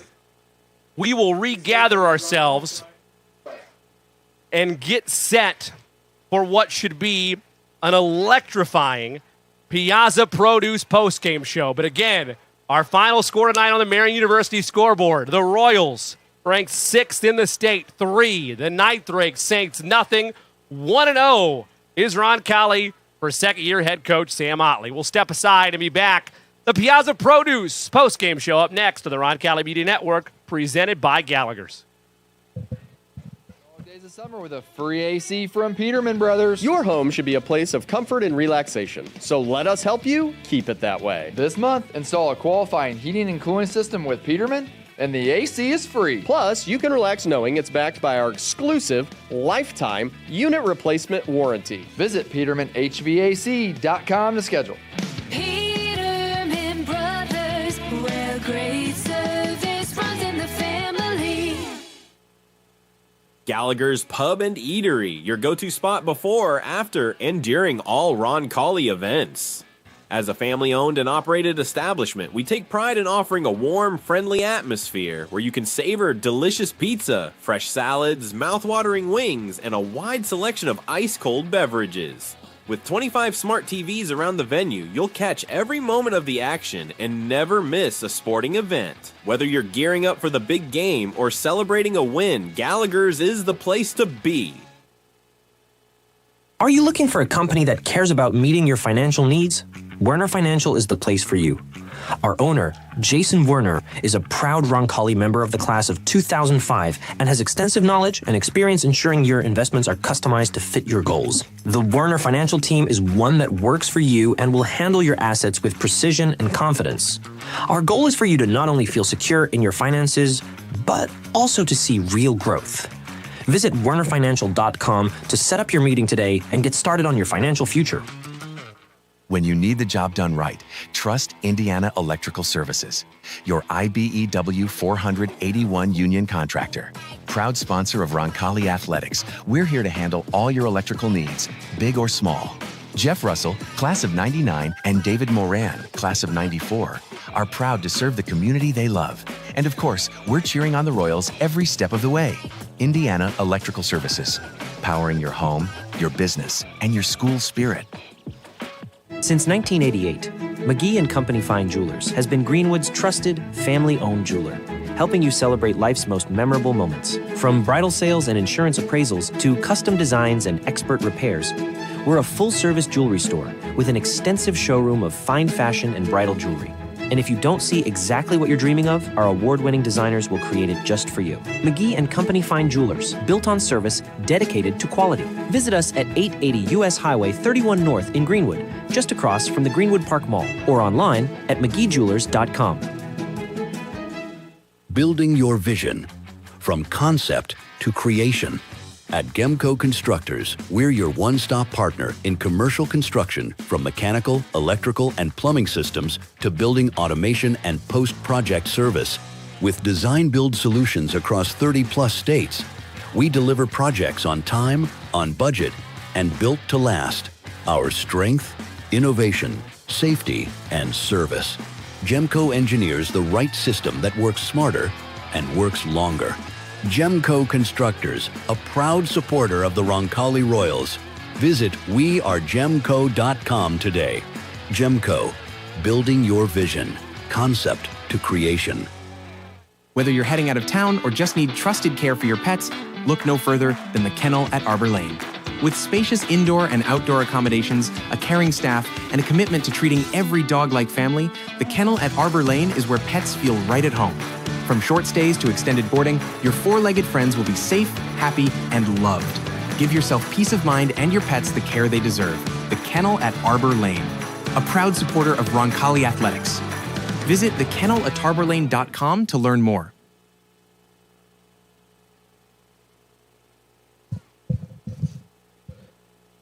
Welcome back to Bob Tully Field. The Royals victorious in the 57th season opener for Roncalli Royals football. They improved to 32-25 all-time in season openers, courtesy of a 3-0 victory on the Marian University scoreboard over the Bishop Dwenger Saints. The Piazza Produce postgame show is on. Piazza Produce, family-owned and trusted in Indianapolis since 1970. Starting from a single truck, Piazza has grown into a leading regional distributor of fresh produce, specialty items, proteins, and more, delivering exceptional quality across the Midwest through a network of refrigeration-equipped trucks and a food-safe, customer-first operation. Piazza Produce, unmatched service and a freshness you can count on after every game. Let's take a look at our full game numbers, brought to you by our fine folks at Indiana Electrical Services. Dan, be honest, for me, I've always been pretty transparent about it. I like offense. I love high-flying plays. No disrespect to the defensive side of the ball. It's very important, but I love those electric, jaw-dropping plays that you see from time to time on the gridiron. Tonight was not that, but as the age-old adage goes, as the great Herm Edwards once said, you play to win the game, Dan, and the Royals do that tonight, albeit on a 32-yard field goal by Gavin Luthane. And I told you at halftime that I felt like it was because it was a defensive showdown. You pushed back and said, it was rusty offense and kind of ugly. Second half is played now, full game under your belt. What was it? Was it still offensive sluggishness? Did these defenses really come to play? What were your observations, and what you have, I think, in total between these two teams, just under 360 yards total offense, give or take? Sure. Yeah. I mean, you do have to give some credit to both defenses because, it's hard to shut out the Cadet St. Jude team, Jimmy, let alone, a top-ranked 4A competitor that you could see again Thanksgiving weekend. So kudos to the defense and new defensive coordinator Alex Baytag. And, welcome to Roncalli, Coach, and you'll take that goose egg every day. Just a gutty win. I think what you need to do as a coaching staff now is it can be a bit challenging after a win, but tomorrow morning's film session, I can promise you, is not going to be pretty. There's plenty of stuff to clean up on the offensive side of the ball. When you only rush for 3 yards a carry, granted against a very stout Bishop Dwenger defense, you're not going to win many games this year against the schedule Roncalli has, only rushing for 3 yards a carry. Offensive plays run by both teams, dead even at 51. Average yards per play, about 3 and some change for the Royals, 3.1 yards for Bishop Dwenger. Royals win the turnover margin +2 in that department on the part of 2 Frankie Egan interceptions, as well as a fumble recovered by Roncalli defensively as well. Time of possession, almost dead even. It was a 3-minute edge to the Royals at halftime, basically even in the second half. Third downs converted. Royals only converted a 21% clip. Not much better from the Saints, 35% for them. Both teams 50% on fourth down.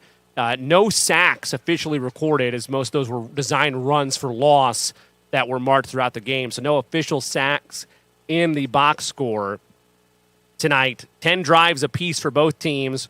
Royals get that edge thanks to the sweet field position they got late. An average start drive of 38 from the 38, their own 38. Dwenger for most of the night back in their own territory from their own 23. In the red zone, Royals go 1 for 1, and that's what matters at the end of the day. The Saints never sniffed the red zone tonight. Give credit to the Royals defense in that regard. Your final score reads on the Marian University scoreboard: Roncalli 3, Bishop Dwenger nothing. We're going to step aside. When we come back, oh, is it back? The Golden Pizza Box returns. We got to give out our post-game award, the Gallagher's Pub and Eatery Player of the Game. And I have in my hand, not tonight's top 10 list for those of you over the age of 30 that might still get that Letterman reference. I have for you a stat so scrumptious, you're going to want to stick around and find out exactly what it is about tonight's game. We'll have that for you when we return here on the Piazza Produce. As scrumptious as Piazza Produce, I would say, this stat upcoming for you as we wrap things up here on tonight's broadcast. Royals win it by a final of 3-0. We will. No peeking. You gotta wait too. I gotta know what this scrum-diddly-umptious stat is, Jimmy. We'll reveal this stat when we come back on the Roncalli Media Network. Royals win it 3-0 over Bishop Dwenger.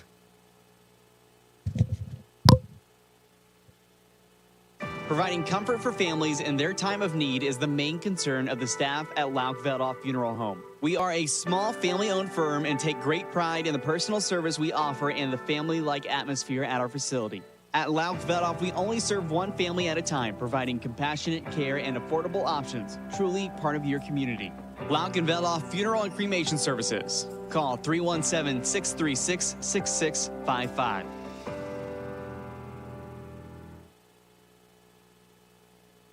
When you need the job done right, trust Indiana Electrical Services, your IBEW 481 union contractor. Proud sponsor of Roncalli Athletics, we're here to handle all your electrical needs, big or small.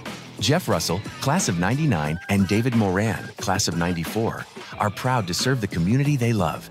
And of course, we're cheering on the Royals every step of the way.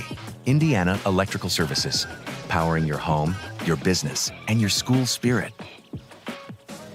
Poorman is a full-service printing and brand communications company. From creative services and strategy to print, signage, digital output, warehousing and fulfillment, mailing, e-commerce storefronts, and even mobile solutions. They are dedicating to helping their clients get the most out of their brand communication efforts with the quality they can see and results they can be sure of. Get the most out of your brand communications. Certified to be the best, Poorman. Since 1970, Piazza Produce has grown from a single truck operation into a trusted, family-owned produce partner, bringing exceptional quality and unmatched service to the food service industry. We deliver the ingredients chefs count on. With refrigerated, GPS-tracked trucks covering more than 150 cities across the Midwest, Piazza Produce ensures your kitchen never runs out because service is everything. Piazza Produce, fresh from our family to yours. Visit piazzaproduce.com to learn more. When it comes to coin laundry, Laundry and Tan Connection stands out as Indiana and Kentucky's biggest and best. With cleaner, more spacious and user-friendly facilities, they lead the way in laundry services. But that's not all. They're also the area's premier tanning salon, offering top-notch tanning facilities at competitive prices and the best hours around. Discover why Laundry and Tan Connection is the top choice for both laundry and tanning by visiting laundryandtan.com today.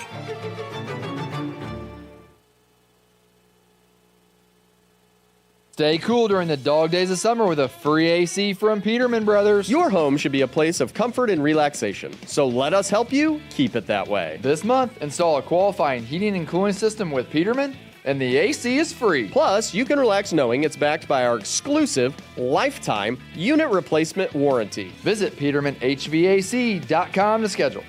Peterman Brothers, where great service runs in the family. In every game, there's one player who stands above the rest, one who makes the impossible possible.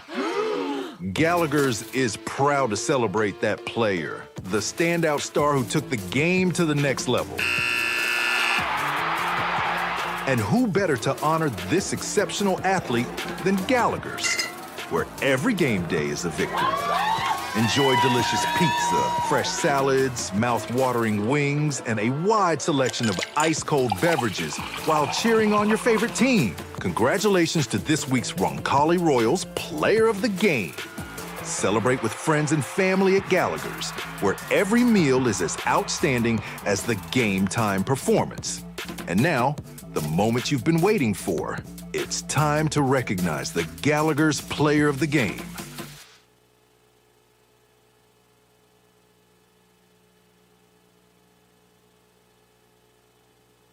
Well, that's how we'll bring it back here on the Piazza Produce postgame show. Time for our Gallagher's Pub and Eatery Player of the Game. You could argue in a game like this a lot of different areas to go with that coveted golden pizza box, Dan. But tonight, as you go through the box score, as you reflect on what you saw this evening, who do you give the golden pizza box to, brought to you by our friends at Gallagher's? Yeah, I think prior to getting to the official golden pizza box winner, there are a few names to call out here. Gavin Luthane, honorable mention for having a fantastic night, both punting the ball and kicking the game-winning field goal, the only points on the board tonight for Roncalli. He kept Roncalli's defense in a good position all night with his punts, and as we mentioned, had that 32-yarder that ended up winning the game for him. Another name that I want to call out is Zane Baker. He was playing both ways quite a bit tonight on the offensive and defensive line. He had two really big key defensive plays getting penetration from his defensive tackle position. So he had a nice job. But the player of the game tonight, one of the new faces, Jimmy. You would have expected, if I was a betting man, Colin Ash, Zach Dozier, those familiar names that we know about now would be the ones getting this award. But it's one of the new faces, Frankie Egan. Yeah. 2 interceptions at key moments to come in here as a kid that hasn't played much Friday Night Light football and to make those 2 big plays, set up the offense with good field position is crucial. And they're going to need good play from Frankie at his outside linebacker / safety position the rest of the season if they want to have more success on defense. Frankie Egan, tonight's Gallagher's Pub and Eatery Player of the Game. The only place you need to be before and after Roncalli events is Gallagher's. It's a proud family-owned establishment. They offer a warm, welcoming atmosphere where you can enjoy mouth-watering pizza, fresh salads, irresistible wings, and a fantastic selection of ice-cold drinks. With smart TVs scattered throughout, you'll never miss a game. Whether you're gearing up for the big match or celebrating a victory, Gallagher's is the place to be. We'll see you tonight after the game. Of course you will. Large sausage pizza already placed, ready to go for one Jimmy Cook here in the booth. Looking forward to enjoying that over at Gallagher's. Some final nuggets before we look ahead to next week's matchup. Dan has been anxiously awaiting what's this with stat? Our locked and loaded stat, courtesy of the Heine Camps. Royals victorious tonight by a final score of 3-0. It is the fewest points ever scored in a Roncalli win in team history. Wow. 3-0 is your final, as Matt told me. They've lost 3-0 a couple times, but no 3-0 or fewer points scored in a win. You see history tonight in the 57th season opener of Roncalli Royals football. That's fantastic. Kudos to the defense. And that's also bulletin board material for the Roncalli defense to force a safety in one of these games and win 2-0. That's the only other way you can break it, right? Right. That's incredible. That's a standalone stat, so nobody else is there but the 2025 Roncalli Royals on Friday, August 22nd, 2025. They defeat Bishop Dwenger 3-0, and that will forever go in the Roncalli Media Guide as the lowest point scored in a Roncalli win. We now turn our attention to the Franklin Central Flashes next week's opponent. I don't know the distribution. We kid. We love our friends over there at FC, but I don't know where the distribution is on tax dollars, but hopefully there's an extra fan or two there. I yell that to the Heine camps because we might need to bring a couple of additional fans. Last year it was what could best be described as a melting pot of sorts in the visitors' press box. I digress a bit. You were floating around the score a little bit tonight? Yeah, big winners, 48-6 over Perry Meridian. So, this, Jimmy, this is a team where, look, Roncalli got a really nice win tonight against a quality Bishop Dwenger team, which, by the way, I didn't mention this on the broadcast. This is the largest senior class Dwenger football has ever had. Lots of returning starters. These kids have been playing together for a long time. So I've been negative as far as the Roncalli offense goes tonight, but this is still a really quality win and a really good sign for the defense. Now, next week, you face an opponent in Franklin Central, a 6A opponent with probably the best player that you're going to see all year in Jace Brewer, who just got a scholarship offer from the University of Southern California. You ever heard of that? Unfortunately, yes, I have. Number one recruiting class in the nation right now. So he will go anywhere he wants to in college. He's a fantastic defensive player, and they've got more surrounding him. So if you expect to go into that game and make the mistakes you made tonight and win, it's not going to happen. So that's what Saturday film sessions are for. I'm sure Coach Otley, he looked about as miserable as I've seen a winning head coach look after that game, with rubbing his forehead and just wondering, how did we only come away with 3 points here tonight? He's going to get in the film room. He probably won't go to sleep until 4 a.m. this morning, and he'll get things figured out. The whole coaching staff will, and hopefully they come out next week offensively and play better and keep that positive momentum from the defense rolling.